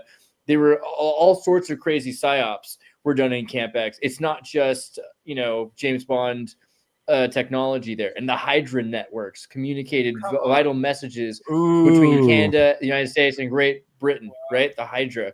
And so basically, because of Camp X, the Camp X is like everyone talks about the Turing machine, right? And the ability that well, not everybody, but we should know at this point that every single recording and cryptographic message that the Nazis were sending each other, that Britain was listening to. And it wasn't just because of Turing. It was because of the networks and the radio frequency towers that were developed by Canadians that made it possible for them to have signals before anyone else did. And then they had to pretend, basically, that they didn't know what was going on. So they had to sacrifice a certain amount of British or Canadian soldiers to make it look like, so the Nazis would think, they clearly they can't really be listening to us, because why would they kill so many of their own people? But it's always a certain amount of people had to die to make it look like it wasn't too obvious. You want to that make they an were omelet. Recording and listening the entire time. That I wonder pretty if crazy. That's probably the inspiration for Wolverine's Genesis too. Yeah, because he was from Canada. And Omega Red, which is the Russian version. Yeah. Also, If Day, right? You guys remember If Day in Canada, where they simulated the Nazis taking over Manitoba? Winnipeg. Yeah. Dude, this is a weird thing. So Canada actually had a psyop that was public where they imagined what it would be like for the Nazis to take over Canada. And everyone had to start wearing Nazi uniforms. They actually crossed out the Winnipeg Tribune, and the newspaper had to write Das Winnipegger Lügenblatt, in order to make it look like, what would it would be like if, like an Orson Welles thing. You saw that when that show Man in the High Castle came out, and in the New York subways they put swastikas freaking everywhere, and with the American flag, with incorporating the swastika. So it's just and there was no sign that said that this is for a TV show. And to me, I was just like, is this just how did this even get allowed? Is this? I thought that was just part of that was just Trump's campaigning, wasn't it? I feel like it was the zeitgeist. The fascism was in the air. But it was with the style at the Winnipeg, time. with Winnipeg and Manitoba, they had occupational Reich marks. They had fake newspapers. They had the politicians pretending to be, arrested and replaced by new fascist dictators. They really went hard. This was like a play, like the whole. No, they were testing it because World War II. If you look at the history of it, it's hard to know who was going to align with who. Like everything was up in the air. Like easily, Canada and the U.S. could have gone with Germany. Like they were all talking to each other. All those world leaders were talking to each other. I mean, we were always because the U.S. was allied with China and fighting Japan, right? They were literally protecting Chinese air bases. Yeah. And like it easily could have that's been because like, of John Birch and the Churchill Christians. Could have gone with Hitler against Russia. It's like we're going to have a war, but we don't know how it's going to play out or who's going to win. We just know we're going to get more power. We're going to kill a lot of people. Like that's what happened, right? And then in the end, you guys immigrated all the Nazis. And not all of them, not all of them. No, Russia got some too. Hold on, you got more than you realize. We got a good few. We got a good you guys. You mean EWEGUISE? When you say you guys, you guys is a like the wolf in sheep's clothing. Like the Uyghurs and the you guys. Because you're literally talking about wolf in sheep's clothing, no? You guys, that's great. A wolf in you guys. It wasn't that the U.S. imported Nazis, and that's where it all started. It's that the U.S. exported or offshored their eugenics program, and then they onshored it again after a small 8-year period. That's you really have a comic book on that yet, Thomas? Because that seems like that should be a comic book. That one would get a little bit hard to fund on Kickstarter, I think. I think maybe not. Maybe not. I think Project Paperclip is way more commonly talked about than Operation Chaos, right? So it's interesting to me that everyone knows that America imported tons of Nazis, but we don't talk about why we ended up being so pro-Zionist was that we imported tons of Jews, right? Like it's not that America was always super Jewish. Granted, there is a foundation there because New Amsterdam, the Dutch colony, there were Jews at the beginning, but the Confederates were far more Jewish than the Yankees were for a time, right? There were more Jewish slave owners in the Confederacy than there were Jewish textile owners, for instance, in the North, right? It really is in the 20th century that the white Anglo-Saxon Protestant is being pushed out only in the 1950s. And this is true about Hollywood. Hollywood had tons of Gentiles that were making films. It's after James Jesus Angleton creates Operation Chaos, and he needs people that can look Russian or look German to be spies. And who would be great at that, but also trustworthy, right? Because if you look German and you might be pro-German, you might be a double spy. But if you're Jewish and you're from Germany, you know that the Germans aren't going to be on their side. So you're going to import a Jewish double agent who's, an Ashkenazi Jew from Germany, looks German. He speaks German. He has a shoe in the race, right? And this is what brought more and more Jews into... Or 3. I forget how it goes. Forget how that goes, how you're supposed to say 3. I guess it's like that, right? Who is? For what now? What am I missing here? I don't know. You ever seen Inglourious Bastards? Oh, that's right. 3, yeah. Just like you're not supposed to change your silverware between hands, which is also a dead giveaway. But it's not just the Jews. Not just the Germans. It's also the Russians, right? Like there were plenty of Ukrainians who were Jewish that had been ostracized or worse, and then they were kicked out. The pogroms. You had tons of Jews who could still speak Russian in New York, and so they got brought in by James Jesus Angleton, who wasn't particularly Zionist, but this led to a bunch of the OSS, eventually the CIA, having way more Jews than before. And so it's interesting. We talk about Project Paperclip and the amount of Nazis that were, but how big of an American fusion is it? It's not, like we're bringing in Jews and Nazis, right? Like this is an inclusive nation. Like, isn't that kind of sweet? I think I brought this up on the last episode. I'd like to shoehorn this into every episode, but that the CIA took form, like a new form under the Dulles brothers, essentially Alan Dulles, and Dulles got his original credentials by being the one that exposed the quote unquote elders of protocol, the protocols of the elders of Zion, and that Right. Dulles, like one of the As a first things psyop. he did as a young guy is that he kind of exposed this as a hoax / plagiarism, and this Psyop. earned him so much political capital that he was able to ride it for the rest of his life. He wrote a few things for the rest of his life, and that was among them. But yeah, no, like the fact that we even talk about him the way that we do in the midst of so many other officials, it's like he's definitely left his, his impact. Yeah. I mean, he oversaw the Iranian coup d'etat in 1953, and yeah, I just think that not enough people talk about James Jesus Angleton and chaos. I think this is at least as important as Project Paperclip, and well, how probably many are we impacts us talking about? more. What are the numbers? Because Project Paperclip is kind of like January 6th in terms of like they told us how many. Oh, it's only this many people that were actually in like regular clothing that were feds or whatever, and they completely gaslit people about that. Now it's known that it was over 200. Like I feel like there's some numbers that are 10x that, and honestly, the higher numbers make sense because whenever you win a war, these are you get spoils of war. You get to keep all the cool stuff. This was the spoils of war for World War II, was importing German science. Like that was the best thing, along with all the gold teeth that they had. Yeah, but this is in both cases. I'm saying where there's like, even if it like for me, like if I had talking January 6th, I'm like, if there was over 200 people that were feds in that crowd that were known, like that, the amount of directing where that ended up going, like from them, like that is huge. That is fucking huge. Like 5 people could be significant depending on what they do.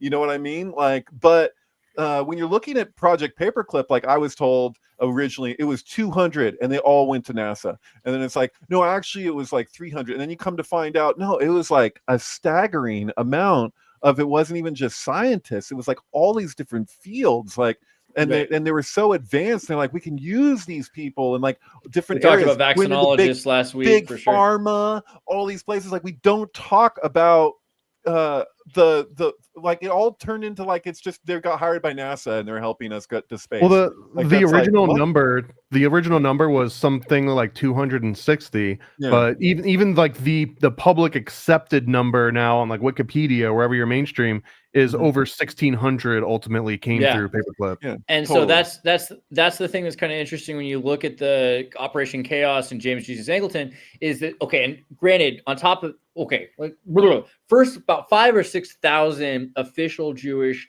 intelligence agents were brought over, which is at least 5 times as many Paperclip Nazis were brought over.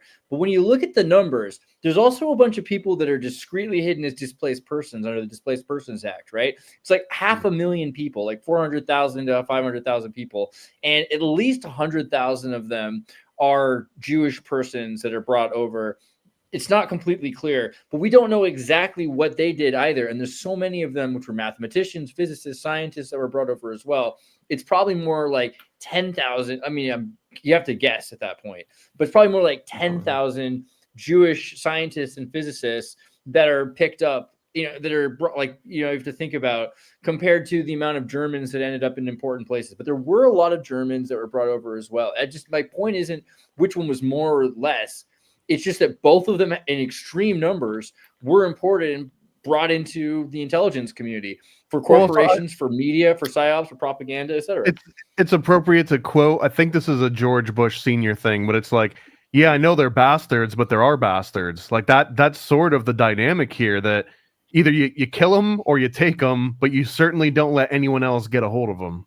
Right. Here, even ChatGPT is telling you this. 1,600 Paperclip, 5,000 to 10,000 refugee intelligence hires from the Jewish. Can you just ask it? Are you sure? I always like to ask that. Are you sure?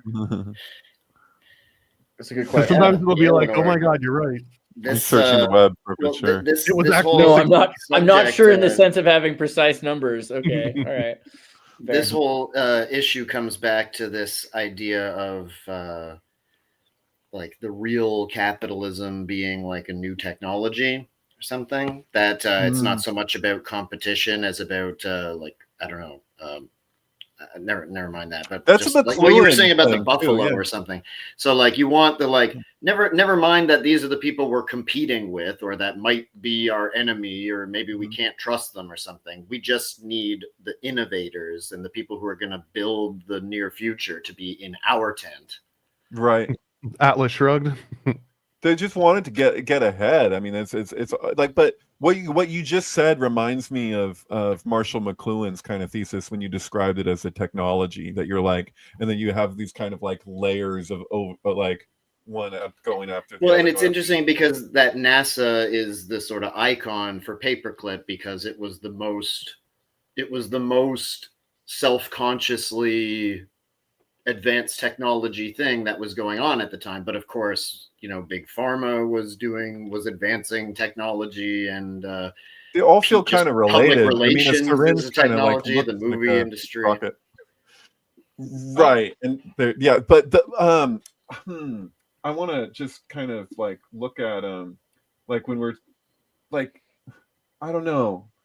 But the point is, it's a more recent phenomenon. It's a more recent phenomenon, though, because if you think about it, the early movies were made by dudes named Ford and J.P. Morgan financed films and William Randolph Hearst, right? William Randolph Hearst produced a lot of the films. So it's an interesting thing. Yeah, when people talk about who made movies originally, Goyim made movies originally. It wasn't a lot of Jewish people until later. On the very first wave, right? Yeah, right. I just think it's interesting. Reading a cool book about this right now. There's industries that they weren't allowed to work in, so they gravitated towards that. Yeah. And the same thing goes for the porn industry. It's like when they told them you can't work here, you can't work here, you can't work here, and then they were allowed to exist in Tinseltown, they kind of like that became like the thing. But there's but I don't know. I guess what I wanted to just say a second ago that I was kind of blanking on was that when you look at the aerospace technology, like maybe I'm just a layman, but it seems to me that all that technology ended up going into like missile tech and like war. Like what we like the NASA thing, it's like, why didn't we ever go back? It's like it feels almost like that was all kind of an excuse to work on this type of technology so that it would translate into these other like war-centered efforts. Boys got to play with the biggest toys. Okay, so Thomas just brought up Atlas Shrugged, and we've been talking about Canadians, and we've been talking about Jews and the Holocaust, and Rush casually. Rush just announced that they're going back on tour, so I can't today. So yeah. Oh wow! Hey, Rush just announced. Do you ever wake up and Jacob's Ladder's in your head, and you're like, "Oh God, I need to shower." Sorry. Well, what do you mean the song from The Shining? When you said that, what do you mean Jacob's Ladder's in your head? What do you mean? That's a song. That's a Rush song. Yeah, it's like a. It's a Rush song called Jacob's Ladder. Okay, 7 to 11 minutes long, and it's literally the inside. If you like listen to like the heart of a Canadian, like you'll hear it playing inside of them. It's on the 2012 album. What is that? What is that on? Where is that from? It's on Farewell to Kings. Okay. I think so. They got some good cross promotion going on there too, because Geddy Lee is famously a big baseball fan and Blue Jays fan, and he just yesterday or the day before when the postseason started, Geddy Lee recorded a whole narration about the meaning of the exciting season, and we're all our dreams are gathering, and etc. I don't know, whatever he said. I listened. Does he still own the seat behind the back catcher? Well, they renovated all that, so I don't know. But he has been seen in one of those seats this season, but I don't think he has a season ticket anymore. But I'm sure he'll show up during the playoffs, especially if Rush is going back on tour. Yeah, totally. And by the way, the best song probably about the Holocaust is Red Sector A by Rush. If you don't know that song, because his mom was a survivor, I believe, from one of the camps. I think Leonard Cohen kind of has everybody beat with democracy, but yeah, no. All we can do is just survive. What you were saying about NASA, and why didn't we go back? It's because we got done what we wanted to get done. Right. This reminds me of coming back to this issue of. Why didn't we go back to MySpace, and was it sabotaged? And the question of was it really a capitalistic competition where Facebook won over MySpace, or was it that Facebook was the crypto state company, the LifeLog, exactly that it's not even a private company, and so its success is guaranteed because it has that some NSA guy is going to go in there and delete MySpace's stuff just to make sure that Facebook doesn't have to face real competition, because real competition is not what they're about. It's a conspiracy theory that Tom was never my friend. Well, okay, so the idea would be that MySpace they whatever they were testing out, they tested out and felt ready to launch the real thing that was going to last for a few decades and be the main thing. Part of it probably was, to be on MySpace, you had to learn a little bit of coding. You had to be a little bit computer savvy, and Facebook was just like, you don't need to know anything. You just log in. Be a moron and use this. Boomers, they got everyone else on. They got the boomers were the main target. Yeah. Here's my conspiracy theory: is that MySpace taught a whole generation of people that CSS and HTML counts as coding when it doesn't. So I just have to say this, that when you're talking the Jacob's Ladder song, I thought you were talking about The Shining, because every time that somebody shines in the movie The Shining, the song that plays is called Jacob's Ladder. Oh, interesting. And the guy who did the film Jacob's Ladder, I forget that guy's name, but the director of it, he also directed Lolita, the remake. So yeah, there's a Kubrick connection. So I have a theory that Jacob's Ladder is The Shining and Full Metal Jacket made into one movie, basically. It's symbolically for all intents and purposes.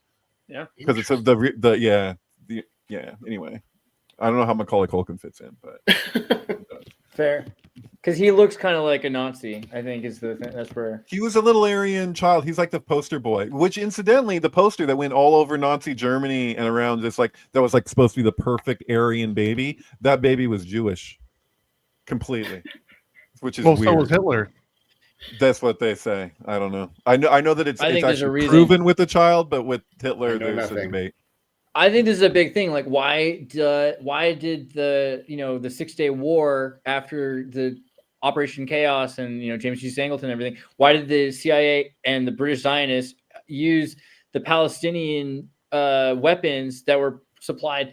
Why were they surplus from the Reich? Right. So like when the first Zionists went to battle, they were using German Reich tanks, German guns like Krugers. Israel to be like they were totally like part of that. So the idea was they just wanted the Jews to just have to go away, and you can exist here, and just like we can have it's like a separatist type of deal. Sure, it's like kind of imagining like during COVID, if there was like a unvaccinated homeland that there you go, and they're like in their view, they're the just like very pro-vaccine vaccine governments would also be pro. Get the fuck out of here to that other place. You're describing Florida right now. I think there's more to it. I think it's like, so the Germany didn't exist as a concept until the 19th century, right? Like Prussia and like Germania, there was like the Austro-Hungarians, there was the Holy Roman Empire. It wasn't Germany. And so Germany needed an identity.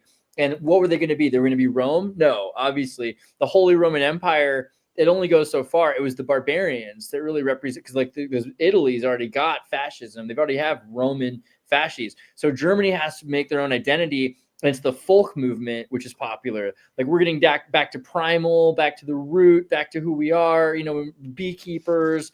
And then there's like, okay, but are we noble? Because if you're barbarian, you're not noble, unless maybe there's some sort of an indigenous nobility, which is what Aryan means, right? And all these guys are studying Sanskrit and the Vedas, like, oh, we're indigenous nobles. And that's where the Germans get this root idea. And the Aryan nobility thing is to be God's chosen people. So the obsession with the Jewish thing is we're going to go to Israel. We're going to take it. We're going to create our own fascist, socialist, national socialist state that we think we're God's chosen master race, and then we'll put these blonde, blue-eyed new versions of these people in charge. We're going to suppress the Hasidic people because they're the Untermensch of our vision. And we're going to use them as kind of foot soldiers, but also as a moat, as human body shields in order to build this new fascistic ideology. But that scares a lot of people to say that. They were taking their projections of why, as outsiders, looking at Jewish culture, and they had these extrapolations around what they believe, why they were doing what they were doing, like marrying each other, having children with each other, which was a lot about preservation of the culture. So like, and Torah and all of these things, like that was the Jewish focus, but they made it all about blood. And so this is my beef with a lot of like, not across the board, because some people just want the Jewish people to have a right to exist and have a place, you know. But Right. but for some people, it really is too now about blood, and it ends up kind of like feeding into what was being ironically being projected onto them by the Nazis that they wanted to then like have their own version of, and basically be like, well, our version of what you're doing is gonna defeat this thing. And like, but it's a lot of projection. And I you don't think see it's that a coincidence. Yeah. Just the Palestinians and the bringing of Palestinians into the like German socialists today are less and less pro-Zion, and they're more and more pro-Palestine. And there's more and more Turkic Arabic blood that is this sort of, I mean, Semitic blood. We don't like to call it that, but Arab. A lot of these Arabic groups are Semitic people that are being brought to Germany, and they're intermingling. I think for the purpose of making the German state a Semitic country, right?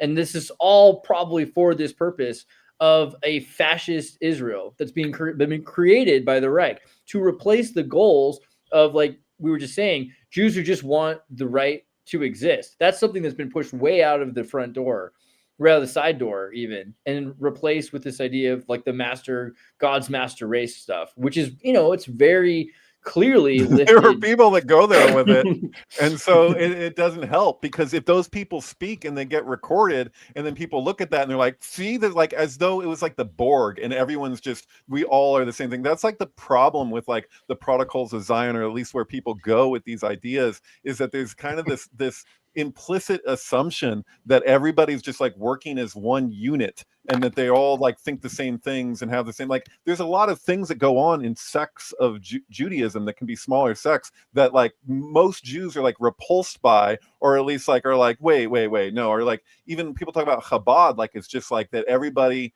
is on the same page with Chabad. They're like I refer to it as like the weird Jewish uncle. Like they're like this, yeah, they're related, but oh boy, they actually believe that their teacher is the Messiah. Like, and so a lot of Jews feel like they might as well be Christians. They're like, they're not really, you know, like it gets difficult because it's so convoluted. But yeah. Well, and like Christians, we've got what, over 40,000 denominations, but Jews have just got the one, the Jewish, and that's where it ends. Minds, that's what they think, but it's not true. And people believe that about Christians all these too. Different expressions, yeah. You'll have an atheist or someone from California see like a Pentecostal service doing like snake charming, and they'll walk away and be like, all Christians are in a death cult. And while they're right, they're not right for the right reason. Yeah. Also, Right. all Californians are just the one California, right? Right. We are Borg, I think, is the thing. Yeah. Mm-hmm. Yeah. Well, it's either you're in LA or Bakersfield. You're one of the two. I think we're going to see a red wave in California, provided that the redistricting map doesn't go through. Like that could change everything. I don't think it matters at all, because the thing is, all it's going to take, it's a matter of time. The leftists aren't breeding as fast as the immigrants that the leftists are bringing in. Do you think that the immigrants are left-winger, like transgendered radicals? I don't think so. You're bringing in both, Indians who were raised by Britain, Arabs who were raised by British as well, that are very conservative programmers. And then you have Mexicans and Asian people. Are these people into transgendered, lesbian, liberal, communist theology? No. And when you look at like the intense reaction after Trump was elected this time from Californians and beyond, just as like the most racist stuff coming out. I saw it like directly about their reaction to how many Hispanic people voted for Trump. Like they were just pissed off at them, and they're like, and they felt like this resentment. They're like, I stood up for you, as though illegal immigrants and legal, like people who went through the process, are going to be like relating to each other like they're on the same page. So many people who went through that process, Hispanic people, are like, there's a pride in that, and they're like, I did it, I did the thing. And they're like, and then they're afraid of the gang members, and think, especially if they're like, they came from Mexico, not like they've been here for more than one generation or whatever, but if they came from that, and they're just like, don't bring that here, like I came here to get away from that. And so like, and then they hear what Trump is saying about the murderers and the rapists and all this stuff, and they're like, yeah, please. They actually like generally like tend to resonate with it because they know what they came from. So well, every immigrant I know is like, but I'm the last one. Maybe my brother's coming over, but that's it. We're done. Yeah, everyone's pulling up the ladder behind them. Exactly. Which was the way of things in the past. I think that's kind of what defined, and that's what, if a group of people come from a country that's already been more extreme than the United States or Canada in terms of being a a dystopic dictatorship or a mobarchy that's, I mean, I think this is true of Cambodians I've met in California in particular, or in Minnesota, right?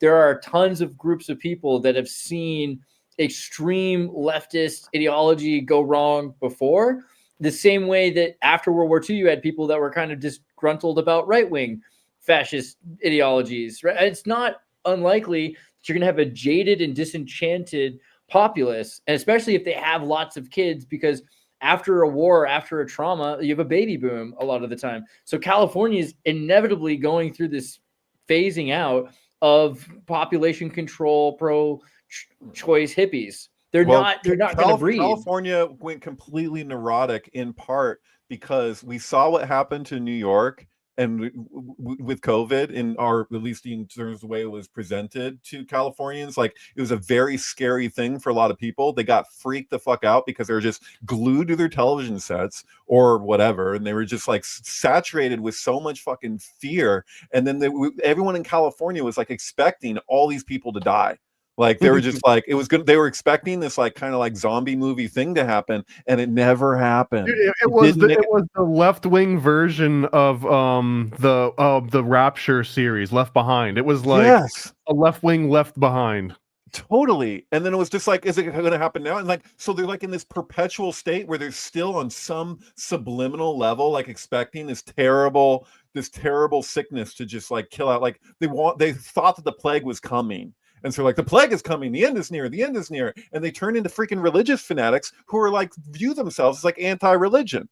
So they like completely embrace the religious ideology that they don't think is a religious ideology. And it's like, and then it's a blame thing. Because if there's no accountability in government and elsewhere, no real accountability, like this goes back to like even like Dick Cheney. Like, we don't even have to get into like the modern politics. It's just this phenomenon where if there's no accountability, they start pointing a finger at each other. And that's part of the source of the neuroses, is that somebody's got to be held accountable. Somebody's got to be to blame. And so it could just as easily be your neighbor. And so a lot of like the fanatical hysteria that went along with COVID was people being like, well, I'll just put it on my neighbor if he's not going to be held accountable up there in that office. You know what I mean? Like, and the same thing goes for like corporations and stuff. You're like, well, and like, you can see it with the left because they used to be so critical of the corporate stuff. And now they turned around and they're literally defending corporate capture.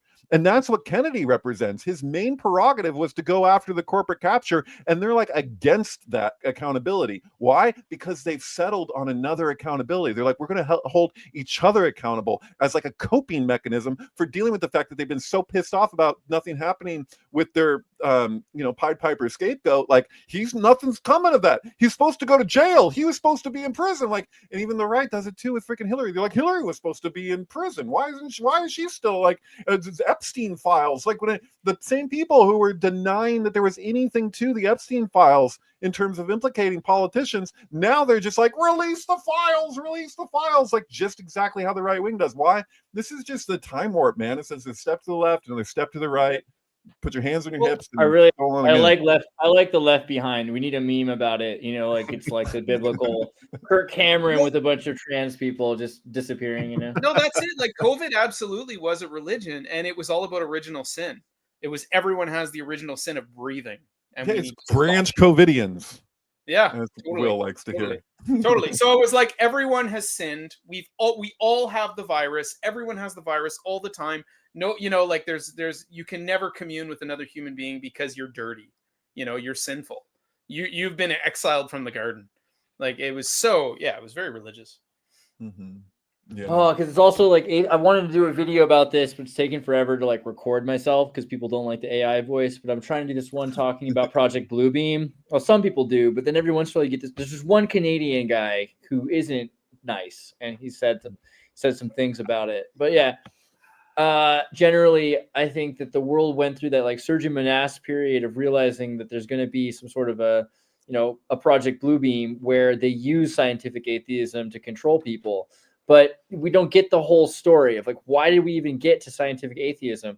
Because you had the Soviet Union was this rejection of religion. It was an atheist state, but it didn't start out with Khrushchev and scientific atheism. It started out with Russian cosmism. So it was all about you believe what you believe and I believe what I believe, and we're all superstitious Slavic people. We have our different beliefs and whatever, and that's super dangerous for a state because they don't control not just the narrative, but your own ontology and perception of reality.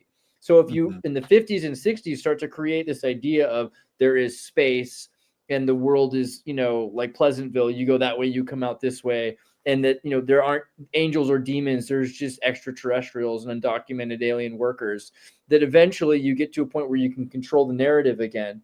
And that's, I think, where we're at with COVID. COVID is the embodiment of the singular vision of scientific atheism, which is as a religion should be, because you trust the science, you trust in God. Right, but like scientific atheism seems to be dying to me. Like it seems like it's waning. Like it seems like people are more open to spirituality and to just a concept that there's more to life than what you can prove in a lab than there was 10 years ago. What do you think is going to happen? Louder, even if it shrinks, it gets louder. That's the thing. So like it's darkest before the dawn kind of shit. So like if somebody's being shown that they're wrong in a debate and they start jumping into the ad hominems and freaking out and getting, like, when somebody starts shouting, we know, like, the viewers, they don't even realize, like, if you're watching like debates happen and somebody gets really defensive and whatever, they think that they're like, if I project my voice loud and I get more intense, that somehow that's going to help my argument, when really it's doing the opposite. And it's like it's done before they've even realized or accepted that it's done. So like that's happening on a grand scale right now, because the only way that they were able to push like some of the things that they were able to that actually connect repeatedly to big pharma, like it's like the end of a Scooby-Doo where you take off the mask and it's like, oh shit, it's big pharma again, look at that. So all like the gender ideological stuff and the things that have been happening, like it's already done, like for the most part, because the mask has already been pulled, but they're going to get louder and louder to hold on to the thing. And then, it's just, that's the way it goes. And it can be an illusion for a lot of people because those people get platforms. They get the big platforms. Then people think because they have the loudest voices and the most reach that somehow that they're actually but it's, they're losing it. Did you know when they rolled out the vaxes in my community, they did it in a hockey rink? Like that was so dystopian. Like people would lie and they had like a big thermometer for their goal for their 70% or 80% or 90%, whatever it was. And they would like move the thermometer up like it's like the flu. It's fucking Saturday Night Fever. You really think it's waning? And if you think about the Watchmen comic book, like how hard will it be to have that unifying threat that is an outside threat, that extraneous threat? I think that's the point of Project Bluebeam and what Surgeon Manas was talking about, is that, and it is where, because people are longing, like you say, they're longing more and more for some spiritual outlook. We're getting the simulation theory, and we're getting, pretty soon first contact with angels and demons, aka aliens, right? And then we're dealing with this idea that are aliens, and this is the sync, are illegal aliens really that different from you? I think that's a big thing for people. This, like, do we have a boundary, ontological or psychological border between ourselves and they, them, whatever that means, right? I think that is all part of this metaphor of scientific atheism to prepare you for whatever invasion or first contact they want. It only works with isolation, and that's what the 2 weeks to flatten your face was about, because you need to isolate. So I feel like when people are talking right now about like the resurgence of, or like a wave of like Christianity that they're attaching to Charlie Kirk, and they put this whole event on, and all this whole thing, they're like, this is this renewal or whatever. I think there is a renewal happening, but I don't think it's that really. I think that's kind of the front of the thing, but really the renewal that's happening is communication. That what happened with COVID is we stopped being able to communicate with each other. And the thing that people don't want to look at about what Charlie Kirk really represented wasn't so much about that he represents Christianity, it's that he represented conversation. And just like I was saying, like, Steven Crowder, the guy who originally did the change my mind thing. Steven Crowder, like that, and he's not shot, he's still doing his thing, but it's like Charlie was like a part of this, like, can we just have a conversation? You know what I mean? And like people don't Crowder stopped for 7 years because he said that whoa, whoa. Well, because he's out of here. But he claims that aside from the drama with his wife, but that he was going to these different events and that there was escalating violence to the point where he would have to set up metal detectors and hire private security, and like he had to do all these extra steps that other non-political or even non-conservative people didn't have to go through. And he claims that's the reason. I mean, there was other things going on in his life too. Yeah, I'm sorry, I just want to say, when I set up that table for 6 to 7 months, I had people screaming at me day after day, and almost all of those people who would go to the farmers market repeatedly, and I had my change my mind sign about the Democratic Party, and I was a lifelong Democrat, but this is what I'm seeing, and I would talk to people. By the end of that, almost everybody treated me with so much respect. When it was finally the election had happened, and like I was there, I was like, and I had changed my sign with the process all about Kennedy. But it was like, my point is that people came to realize where I was actually coming from. So initially it was only bad faith from a lot of them. They looked at me and they looked at the sign, they had this knee jerk, but it was just me doing my best to keep my composure, to not be mean to people, to not go to any ad hominems, but to just have a conversation. In the long run, people saw where I was coming from. They're like, oh, okay, you're not like a bad guy. So I think that like what would have ultimately have happened with Charlie Kirk is, had he been allowed to just continue on to do exactly what he was doing and hadn't been murdered, more and more, even though people could still disagree with him, they would at least learn how that you can have a disagreement with somebody and still they're not the freaking devil, because you know what I mean? They're not Hitler. They're like, that's the thing. There were people like that. I feel like actually like Nick Fuentes is a dick to people, like on purpose. And it's easy to be like, okay, well, we're two different. He's oil and we're water. We're not going to be able to mix. And you could say the same thing about Crowder to an extent. Like he was a dick to people. But Charlie Kirk, everyone has that meme.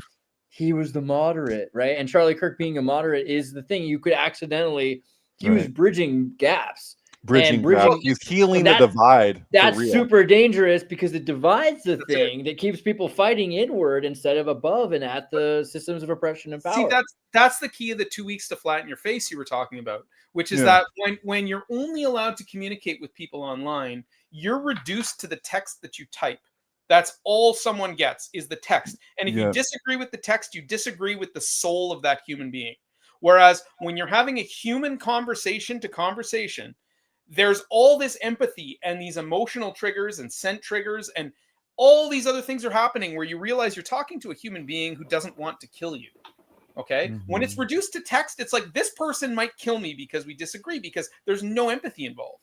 And that was the key of it, is they wanted everything to be one-to-one online communication, because empathy is gone. There's no way to realize this person that disagrees with this point has way more in common with me than we have in disagreement. We both want to live in peace. And it's the most dangerous thing to the systems of elite, because the elite want you to fight each other. And I think that's what happened very clearly with the Charlie Kirk thing, was they took something that was about a guy who was uniting different people and made it an argument between all people. This guy's death was like, well, it was a good thing, or it was a bad thing, or there's a lot of historical precedent to that. Like the Black Panthers, when they started talking to the white militias, that's when COINTELPRO went like ballistic. Oh yeah, when Black Panthers showed up at the Capitol with guns, we find there's suddenly gun laws that showed up. Like it was like the next day. Black Panthers realized that they had more in common with white militias than they did the government. They're like, the government is both of our enemies. Then that's when they had to shut it down. And Occupy Wall Street was another one, where it wasn't really left or right. They were like, we got to shut this down. This is real dangerous. Yeah. Mm-hmm. Well, I think also Occupy was one that was, I mean, that I wouldn't say it was really a movement of the people until it was. So the banking system collapsed. People needed something that they could do. And George Soros definitely co-opted it if he didn't start it. I think that's the point. A lot of people are like, hey, I lost my house. I need to go out to the streets.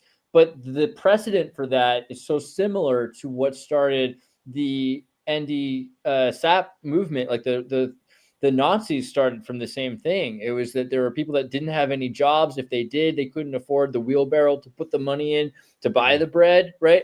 And so people were like, I have nowhere else to go. I would work if I could, but I can't. So I need to get out there. I mean, they took my house because the bank got collapsed that I was trying to Right. pay for my house. So I think that was the thing that brought in all sorts of reasonable people. There were people that were financially all of a sudden, didn't matter if you were left or right, but there were tons of people that were considering themselves blue unionist laborers. And so that were the soft left that eventually were accelerated into being the hard left, or the extreme left or whatever. But George Soros, you can see the difference between Occupy and Black Lives Matter.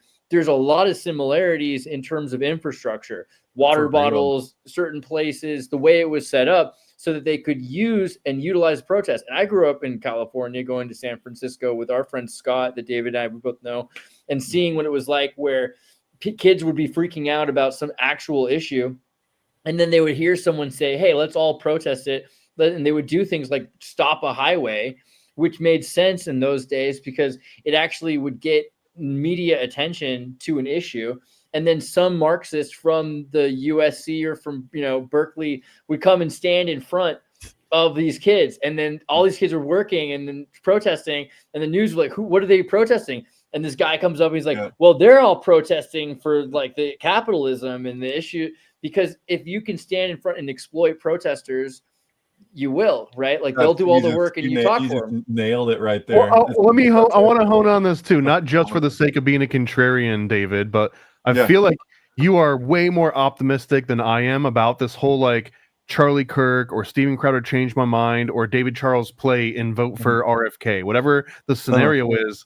I think that we never got to do that, so whatever. But anyway, go on. I think ultimately these are kind of useful idiot style psyops because in my jaded view of the world, it's the crowd that makes the decisions. And in Gustav Le Bon 1898 style crowd mentality and sitting down and because this is what the whole crowd says is that if you get a crowd of people, they are irrational and they're stupid because a crowd can only be as emotionally or intelligently educated as the dumbest person among all of them. So what happens if you do a change my mind sort of thing? You extract an individual from the crowd. So now they're no longer part of the crowd.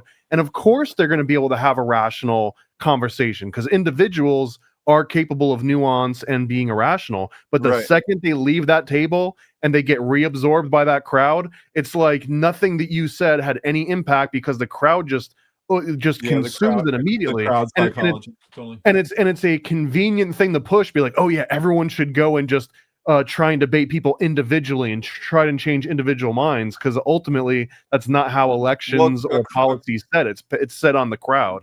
Right, but the point is that what Charlie Kirk was doing is he was having a crowd. This is filmed, everyone's watching it, we're still watching it. He's kind of immortalized online because we just continue to see what he was saying, and that has a lasting effect. Like it's also, this is one of those things where you kind of like have to like take like two lists with check marks of like what, like, because everybody's flawed to some degree. How are they flawed? What are the specifics around their flaws? You know, what are your crimes if you're a Scientologist? Right. And then there's pig fucker politics. And so like that's the joke with like when I talk about Kennedy, it's like I have a different story than other people have because I witnessed like really directly, like as it was occurring, like what the actual story was and then what the media was doing. And I saw it happen over and over and over again, where it was like it was worse than Trump because Trump doesn't have as, in my opinion, doesn't have as much going for him as actually Kennedy did. Kennedy would have, I believe, and people can make fun of me for this, but I believe that had the Democrats not done what the Democrats did, they either let him have the ticket, you know, let him run, like have a primary, not skip the primary, and then like appoint Kamala after they're telling us the whole time that Biden is sharp as attack. Like, and then if they didn't attack him with the lawfare, state by state by state, where he won he got beat every record for signatures. I believe that had they not done these things, had the Democrats not done these things, he would have won the election. And I can say that because if you look at the Zogby results and you look at Trump having a fucking fit about him and all this stuff, but like, so like in my mind, it's kind of like a Philip K. Dick thing where I can see an alternative reality where had they not done that, this is what we would have ended up with. Would it have been paradise and everything is great? Fuck no. But it would have been better than what I'm like. So I take a consolation prize. I'm like, okay, so he's in this position at HHS. I hope he can do some good. He's surrounded by a bunch of dipshits. He's got his own problems himself. He's far from perfect, but he's better than like historically, like what he's come up against. Like he actually represents like what is ideally supposed to be the leftist position that they've completely lost touch with. He used to be the Kennedy that matters. So yeah, I will defend Kennedy, but at the same time, I'm never arguing that he's some kind of fucking savior or something like that. I just see him as in the mix. He's just like a better choice. You know, when it comes to a presidential run, like I believe he had a real shot. And I think he scared the hell out of the Democrats. And Trump wasn't scared until he saw Zogby. Watch the clip of Trump on Colbert back in the day when he first announced that he was running. And Colbert goes, "Oh, wow, I'm looking at the Zogby and it has you way ahead." And he was like kind of like complimenting on how well he was doing with Zogby. Like if you look at the robustness of the different polls, they're one of the big ones to go by. It's like the most, you know, complex process to see who actually has a shot. Colbert told Trump in 2016 that, wow, it looks like you have a real shot here when you look at this specific poll. Then later Trump sees that poll and just went on a rant about Kennedy. He says he's anti-vaccine. I saw him the other day. He was on a show. He was talking about how he loves the vaccine. Like, it's just like, dude, this is... Vaccines are coming. They're coming. Yeah, sorry. But yeah, no, actually, I can appreciate that, you know, your lack of optimism too. You know, I try to put the mystic and pessimistic myself. It's just that I don't know. I have think the a funny thing, perspective, I guess. Like Trump does bridge some gaps in a weird way because he got Zionists and he got hippies that were sick of Bernie Sanders sheepdogging to be together again, which is the first time since the 60s. So I think that's kind of nice. But generally, a lot of people will say, I know people that didn't vote for Trump, and whether they admit it vocally or not, the answer is usually like they didn't because they wanted someone who was way more extreme. You know, like a lot of people wanted someone who would literally build camps to put people in or would arm, you know, I mean, like on one group or another group, right? Like if Trump had been willing to put the people, their enemies into camps, they would have loved him. That seems like what a lot of people want him to be, this villain angel of death for their cause. And he doesn't quite do that. He kind of makes you think he's going to put Hillary in jail or whatever, but he doesn't actually do the thing, which is he's placating to your emotions, which is way better than trying to be reasonable or logical or, you know, to explain something to you. It's just, oh yeah, I do feel that way. Oh yeah, he does. Yeah. And I think that's his big strength actually. And I think Brett was right. Into summer camp. That's what I'm talking about. He wants to put away everyone, 6 million people into summer camp. But Brett said the voice is kind of a deal breaker. I think that's true about RFK. I think his voice. Right, but the thing is that that's a level of reflection for the left, because what did they say every time I would criticize Biden, like, and when he was running, and they'd be like, "You're making fun of his stutter." I'm like, I'm not making fun of his stutter. I'm making fun of that he's clearly has like some disability there. And they'd be like, "Oh, like an ableist." And I'm like, what a perfect reflection for all those leftists who say you gotta, you know, people, all the people with these disabilities and minorities and all this stuff. The guy's got a spasmodic voice. Like, how perfect is that? I'm just he's saying, he's struggling to talk. He is talking. Listen to what he's saying, not how he sounds. If Obama sounded like Chris Rock, I would have voted for him. I think that would have been the push. Honestly, that would have done it for me. You know, man, that's one of those weird overlooked predictive programming things where Chris Rock had the movie Head of State, where he was the first black president, and he went from being a community organizer to being the first black president.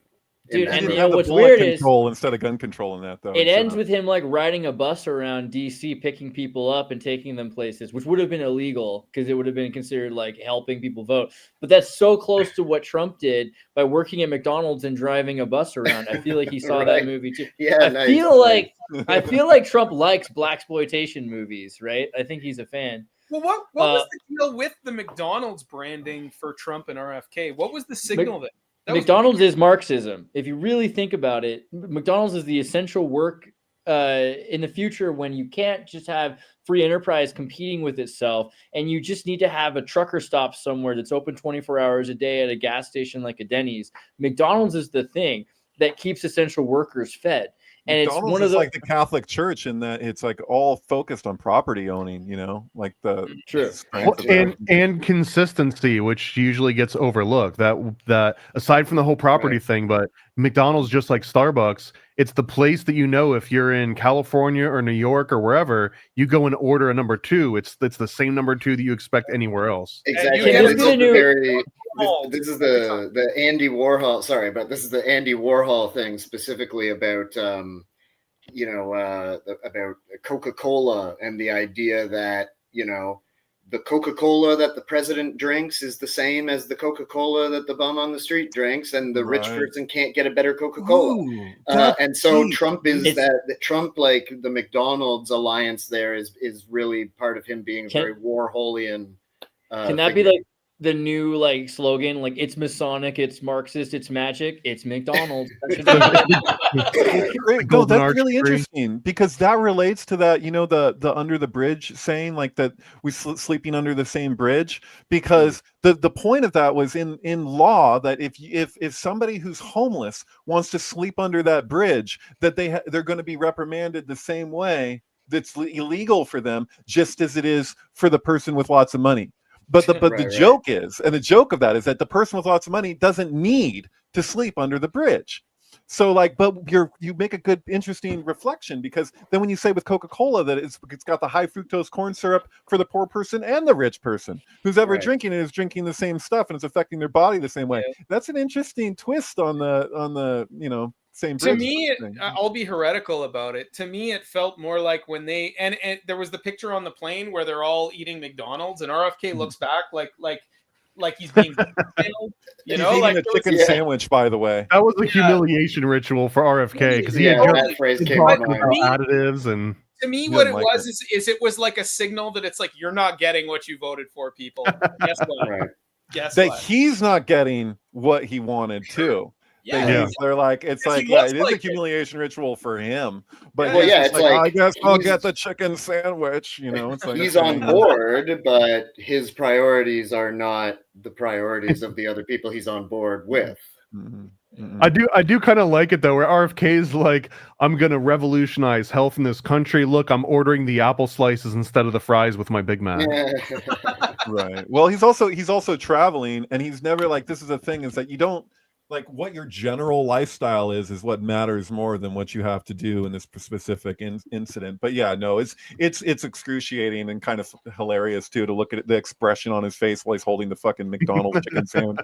And what happened the other day with Pfizer too, like that the expression on his face then as well, when you got Trump praising the big time Pfizer exec, and he was like making a $70 billion, what was it?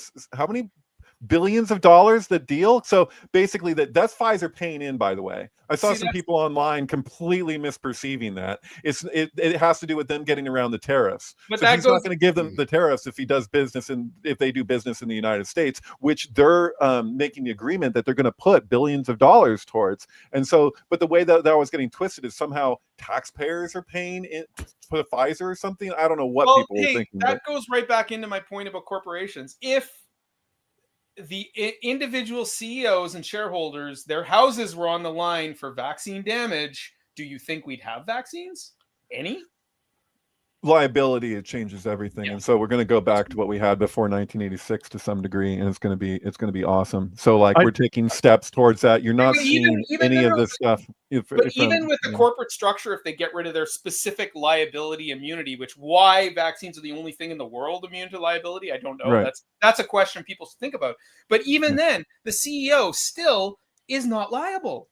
The shareholders are still not liable. Because it's the corporation. If they get sued and it gets too much, they go bankrupt, but everyone goes back to their mansion and they have their resume and they go to the next corporation.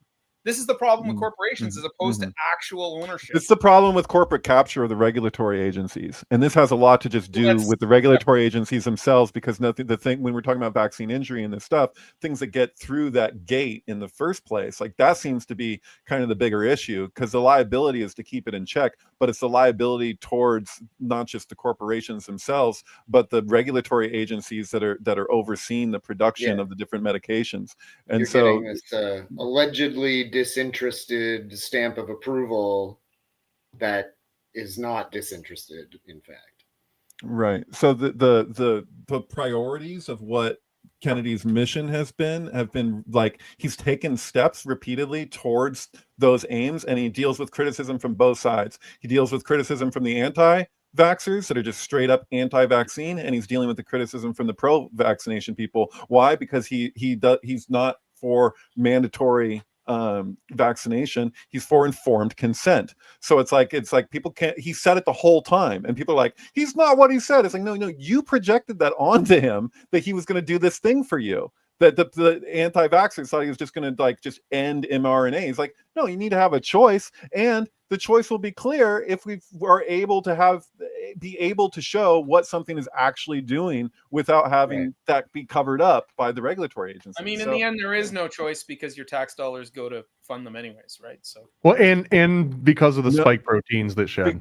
That's because of the well, in part because you have the emergency use authorization, and so the EUA is attached to the liability, and they had it set up so that if they had any other treatment, so they couldn't call it a treatment, they wanted to call it a vaccine, right? Even though they knew it didn't stop transmission at all, but that was a lie that they perpetuated in large scale, whatever. But they in order to get that emergency use authorization, they have to have, there is no other option for treatment. This is it. This is all we have, and that's why ivermectin, hydroxychloroquine, everything was just this is just it'll kill you, like it's poison. Like they had to freak out about everything, including vitamin C. The sun is evil. The sun will kill you. I had friends getting like strikes from Facebook for fucking sharing anything about vitamin C. Just even like doing a post on vitamin C in 2020. Why? Because of that reason. They were like, you can't have any other available treatment. This has to be it. So they wanted to monopolize the market. It was just a money-making thing. And so like, even if they made their argument that like, oh, it helps treat COVID, and that was all they wanted to do, then that would have been cool, but they couldn't have achieved that no liability because there's no liability with the emergency use authorization. Even when they stopped, when it was no longer a declared emergency for COVID, they there's continued no liability for any vaccines. There's no liability for any vaccines. But yeah, ask your doctor which vaccines are right for you. That's right. Use the Xirtus promotion code for a discount on your vaccines. Yeah, vitamins. This is not an I'm not an anti-vaxxer, and I've had people like upset with me and confused by that. On both sides of the aisle. Like it's just like, dude, I've never been that. I just want liability for manufacturers specifically. We can talk about different levels of liability, but specifically for the manufacturers, and informed consent and safety standards that match those of other medications. And that's pretty much it. And that's been RFK's whole platform. And some people, like most people, can't comprehend that. I mean, wouldn't you be willing to trade a little bit of ethics for like a $10 kickback for every vaccine that someone used your name for a code? Because now I'm thinking about it. I mean, like we probably wouldn't have gotten it suppressed if we had done that. And in retrospect, shame on me. Somebody in the comments earlier was saying I'm a paid influencer.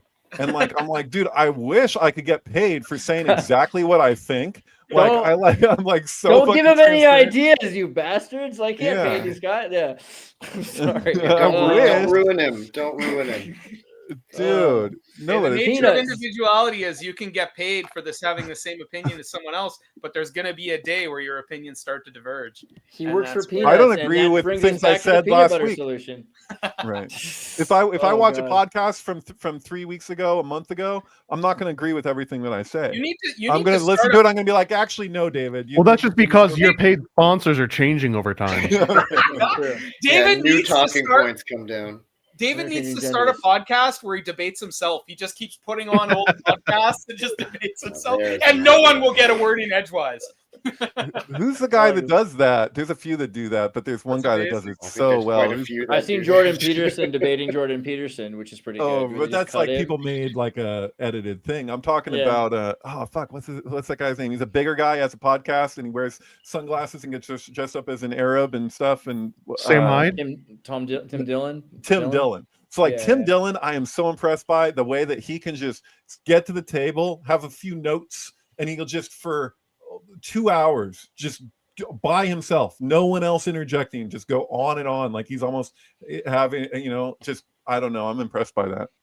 Dude, he was pretty big until he upset the Saudi Arabian cartel by talking about them having slaves, which they don't. And we love you, Saudi Arabia. Please pay us to do a live podcast in your Emirates at any time we're down. Okay. Also, Linus, you were so polite. Is there anything, because we're like near the end here, is there anything you wanted to make sure that we talked about this time? And we'll invite you back soon because it was impromptu and you're glorious and so handsome. Oh, thank you. Speaking of the virtues of being handsome, I wanted to mention you were talking about early Hollywood and stuff. I've been reading this book. Oh, wow. I love Gore Vidal's Hollywood. Yeah, it's a great book. Yeah, I'm like third, 2/5 of the way through it. Really good. It's about the like entry of the U.S. into World War I and the rise of Hollywood as a political power. And so that's very relevant to what you were saying before there. Yeah. So having a good time with that. That's a great book. I would recommend everyone pick up, actually. And Gore Vidal is such an important like mental intelligence that I think everyone should pay attention to. I mean, everything he's done, using Gattaca as the guy who just wants the rocket ship to go up. Yeah, he plays the boss. I haven't seen that in years. He plays the boss. Yeah, it's pretty crazy. Oh, great. Yeah, I love Gore Vidal. And he's on an episode of Politically Incorrect with Bill Maher at some point also. Because, I mean, of course, he, is also known for being one of the few, A-list commentators or something to pretty clearly call out the Bush-Cheney crowd as being not leveling with people about 9/11 and everything at the time, right? Yeah, at the time, in the immediate aftermath, which is very valuable. Where it matters, right? Yeah, totally. Also, but there were no side effects from 9/11. So these guys, have been warring with the Yankees for the division, which these guys won by one game. But then we've just been having the first playoff series against the Yankees, which, people thought it might be close or something, but we blew them out in the first games. In the first two games, we blew them out by a score of 23-8. So close to 23-7. I wish that was a 2-3-7. That would be, that would be very gratifying if it was 2-3-7. But 23-8, it's pretty close. 2-3-7 has a value if you count 0 of 238, right? Because if you were to count 0, so that works. Sure, hey, that works. I sometimes think of when things miss by 1, it's like it's sort of introducing the human element, like baseball pro sports might be rigged, but baseball in particular, there needs to be a lot of wiggle room because you can't hit it to a spot on purpose. Like it's just not physically, they're not that skilled, Ty Cobb could do it. Somebody in the comments said that Linus has great X posts, and it's absolutely true. And Facebook as well. He's one of the better follow. Like he's a good person to follow online because Linus. They said you was hung. Yeah. I can neither confirm nor deny. What's your X account to put? Linus Minimax. Linus Minimax. All right. Hey, do you have any specific foul post divination you're working on with this run to the World Series? Well, I noticed that Cleveland managed to do something very cool where they ended their whole regular season. The last game of the season, the last play of the season, ended on a walk-off home run that hit the foul pole. So there was a pole shot was the very last, that was the end of their regular season. But that didn't translate into a good omen for them because then they quickly got eliminated by the Tigers. So I don't know, but the pole shot thing is, I'm always still into that. Partially, as I was saying earlier about the baseball stadium being a Masonic temple, you got the compass and the square and all that, but you have two pillars. You have the foul poles in every baseball stadium has. When they when they boink a ball off of the foul pole, that's a very ritually resonant thing. Well, all you really need for a Masonic ritual is the pitcher and the catcher. Oh, yeah. Wow. Can I quote you on that? That's pretty good. That's a right there. Hey, I get it. That's canon. Because sports are gay. All right, that's fair. let me also again. So everyone should follow you. And Linus, I want to get you back with Crypto K at some point. We should get you with Alex. Yeah, it'd be fun. And do a thing because I know you didn't. You do a. Is that what you did? You did a show, New World Genesis 94/7. Yep, my pinned post there is the we talked about. Oh geez, and there was other stuff, lots of stuff we didn't get to or thought about later. Oh gee, but yeah, it was a really good conversation, and there were other, synchronicities as we were talking of like, oh, just look this up now, and there were syncs while we were talking, and then other syncs accumulated around the release of the conversation, and it was just great, just real good stuff. Alex is so classic with that. Like, it's just you're actually gonna have that real synchronicity instead of, there's all these guys nowadays. It's become such a popular thing apparently to be like a synchro mystic, and they'll be like, even on big like podcasts and stuff, they'll be like, oh, they're the synchro mystic, blah blah. I'm like, oh really? And then I'm like, where's the fucking sync, man? I don't see any. I see conspiracy theory. That's cool, I'm not against the conspiracy Why theory. do kids like Apple Jacks? They don't taste like apples. Well, Alex takes it another step further because he predicts things in the future, and that's where I see him. He's making it practical, which is phenomenal. Mm-hmm. Oh, but by the way, my only prediction there is Brew Jays World Series, Brewers Jays. Whether it's this year or some year coming up, there's going to be a Brewers Jays World Series. The first time we went to the Temple together, it was Mark Frost's nephew pitching, correct? Yeah. And so you went hard. He like Linus brought his flute. They let him bring his flute in. But also it was right after fanfare. It was right after Secret Sun. Not Secret Sun, sorry. Sun's Signature, the Liz Fraser album, had been released. So you were like screaming the lyrics to Bluebird, take all of our consciousness. And everyone, he got a cheer. Like everyone cheered, like they knew what the hell he was talking about. Wow. But I just found out because I use that album. I've been doing an album of the month for each sign, and for Libra, that Sun Signature album is my choice. It's a phenomenal album. Yes. So there's lyrics about bluebirds, but also she sings Oriole in the song Apples, which I hadn't noticed. In the midst of Australia, she starts chanting. It's all about the AL East, man. There you go. My God. Long story short, I'm not going to get long into it, but yeah, we were in the upper deck yelling things down at the guy who's related to the Twin Peaks guy, yelling Twin Peaks lines and stuff. Oh, wow. But I went back since then. They renovated the outfield and installed some what they call the bleacher section, which are like seats that are not specifically sold. They're first come, first serve seats that are right next to the visitors' dugout. So you can harass their relief pitchers when they're warming up or the starting pitcher when they're getting ready. So earlier this year, when Giolito, who's Mark Frost's nephew, and Warren Frost, who played Doc Hayward, his grandson, is a very good, not just a pitcher, but a very good one. He threw a no-hitter once and stuff. He was coming in. He's pitching with the Red Sox now. I went in one-upping the yelling from the upper deck. I got one of these bleacher seats right next to him where he's 10 feet away from me. And I had my like Twin Peaks Chevron sign, and I'm like yelling Twin Peaks lines at him, including, this is a line from Twin Peaks.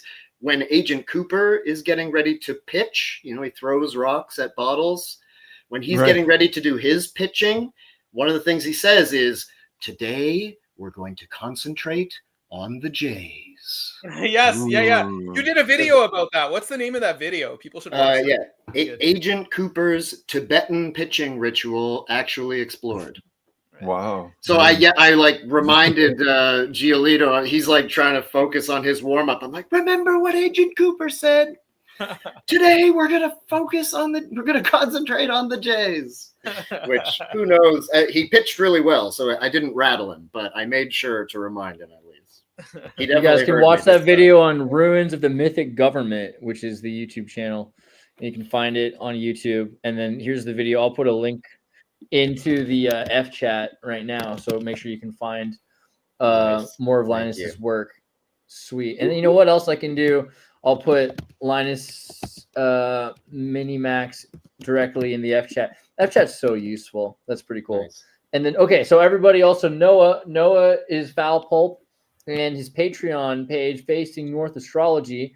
And like I said, there's also the video that he made earlier. We posted a link. I'll put the link back up. But yeah, you want to take it away? What do you want to say about yourself, bro? Well, I just lost my job, so if anyone needs an astrology reading, it'd be a real good time. It'd be a real nice time to help me out because I'd rather not go back to work. I'd rather do this full time. But yeah, my Patreon. I mean, I got multiple tiers, and the idea of it is that I'll do astrology work for you via the Patreon, via personal messages. So I'll answer a horror question at the bottom tier, and the higher tiers, I'll take on your chart, and if you're like, hey, I had a rough day, I'll take a look and I'll see what I can tell you.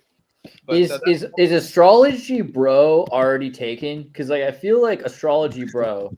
No thanks, we're good. But thank God you're not calling me an astrologist because that's cancelable material. I feel like astrology bro is good because do you really want a chick doing your astrology? Do you know what she's gonna do with that data? She's gonna give it to your girlfriend. She's gonna give it to your ex. You want an astrology bro? Slow down. As an astrologer, we can't diss women. We need women. I'm not dissing them. I'm just saying I'd pay to have astrology bro do it just so that they didn't. I'm just being honest right now. Fair enough. Okay, so make sure you watch the video on Paranoid American's channel, who is next in the list of important people to talk about. Paranoid American, the most important comic book publisher in the world. And we got a sale going on right now too. We got what is it? A sticker book is half off, and Frazzle Drip Funhouse, which is the horror comic about a Dernaderm, is 50% off right now. It's the cheapest it's ever been. So if you want frazzledrip.com, is that how that works, or what?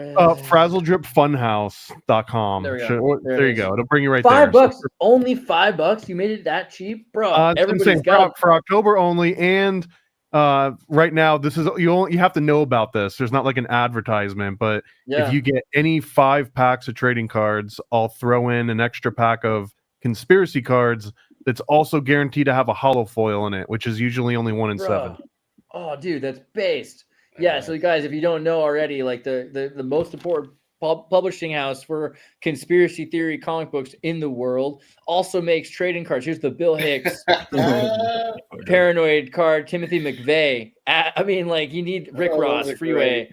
Yeah, you probably all need to get yourself a pack. Boy. There was a hollow foil. Is the Bill Hicks card can you tell the difference between the Bill Hicks card and the Alex Jones rookie card? You can. I mean, I intentionally made sure you could, but most people can't. I can. So make sure you guys get on to paranoidamerican.com where you can buy the most important comic books in the world. You know how comic books save lives? I can't think of a better example. Comic books are some of the most original military propaganda that there ever was. If you go back and look at the most successful propaganda campaigns the military ever did, they usually involve dropping comic books over impoverished areas. It's brilliant, really. And then in Chick Track, Are You Controlled by the Illuminati? I mean, it's ironic because it's poetic justice that you would be. All right, so reusable sticker books important. And then, wait, when are we getting the Golden Bough? When are we getting the Golden Bough comic? Dude, the Golden Bough keeps expanding in scope. Originally, it was like, let's talk about Kubrick, and now it's like, let's educate someone that doesn't know what Kabbalah is, what the Kabbalah is, what the 2 different approaches are, how Kubrick fits into this, and what Fraser's Golden Bough is, which is like a 13 volume series with 700-page books, and we're gonna do it all in like a little Chick Track pamphlet. That's what scares me, because to me it's like the Golden Bough ought to be like 9 volumes like the Sandman, but if you can really try to abridge it, that's an interesting idea. It's a lot though. It's largely taking from Crowley's chapter on the Fool in the Book of Thoth. So because the way he communicates around how the Golden Bough connects to Kabbalah. So it's basically like Tetragrammaton is cognate with the Tree of Life. The Tree of Life is cognate with the Golden Bough that is a limb on the tree. It's this whole thing. So it's gonna be great. But yeah, I don't know the timeline of that, Thomas, but yeah. Oh my God! Someone committed a hate crime in the Efchat. They put the smiley face up. Don't they know? Got to be careful with that stuff, bro. Don't you know what the smiley face represents? Universalized hate against all things and people. Oh yeah. Clearly. All right, so yeah, make sure you guys are following Noah Foul Pulp, and you can go to his Patreon, The Facing North, and then so wait, where did we go? It was right there. I lost him. David Charles plays MK Ultra 723. He makes synchro mystic art and sync films where he syncs movies to films. I love the Michels and the Machines one that he actually has recently reshared. And that was when I said, like, there's got to be something weird about this movie. And he totally found it. Florence versus the Machines. It's like an incredible one. Black Stallion with Waste Blood's album and In the Darkness, Hearts Aglow. Wise Blood, by the way. Wise Blood. I'm sorry. That's That's how you know I'm not a kid anymore. I'm not cool and hip all the time. Darn it. Schindler's List with Leonard Cohen. I would say everyone needs to go to the syncbook.com, and then you can, from the link from MK Ultrasound 723 on X, you can find his work here. You can find his art. Even right here, I would say buy some of the amazing art that David makes. Look at this crazy stuff, man. You got to get one of these prints and put it in your house. And when you bring over strangers to do drugs and get laid or something, or read the Bible, you'll have this up on your wall right there, basically. So, oh God, I love this one. It's one of my favorite. Get the Rosemary's Baby thing going on with Aleister Crowley. Yeah. So yeah, Sync Book. Anything you want to say about yourself, bro? Your work? I got another show thing coming up here pretty soon with Ryan Page, and we've been working on it. He's been working on it. I just been being recorded, having conversations, and he's going to illustrate those conversations with media. So we got episodes coming out hopefully in the next couple of weeks or something. I'll let you know.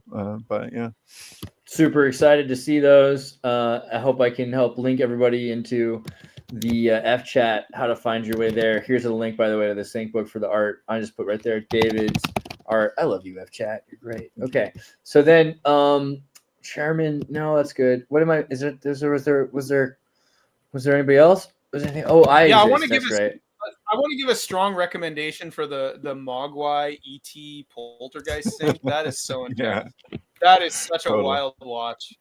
Check that out. Yeah. It's like a meta narrative, ET and Poltergeist. It's very it's a lot going on. Yeah, dude. I should also say, like, our websites recently were updated, so I'm working on like the new inter-server page. So it looks a little funky right now, but I'll get that fixed really soon. Then it'll look correct. But you guys can go to Andreas.me. You can go to Xirtus.com. You can. Looks like MySpace. A little bit. It's a little. Yeah, I screwed up my CSS. All right. But like, I'm not saying it's a bad thing. I like MySpace. I miss it. It's simplified, but yeah, you can support the Xirtus, which is super base. I appreciate you for doing that.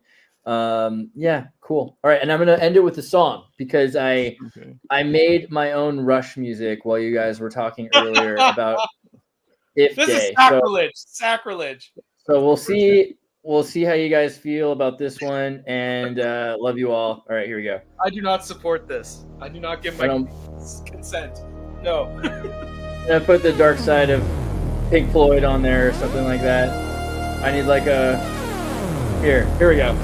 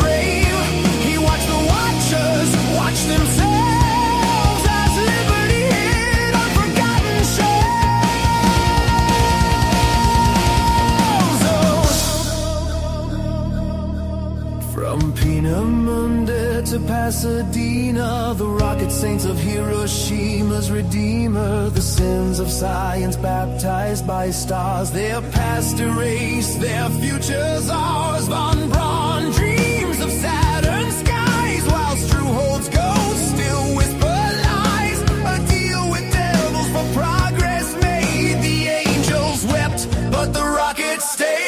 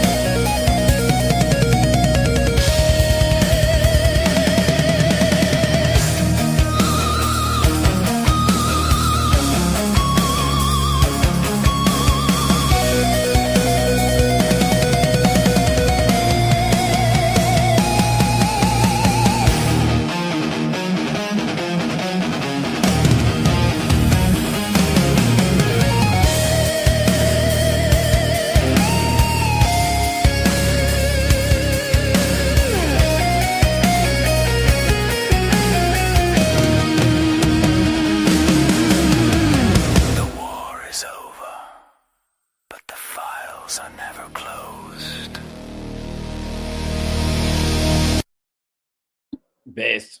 All right. Love you guys. Good night.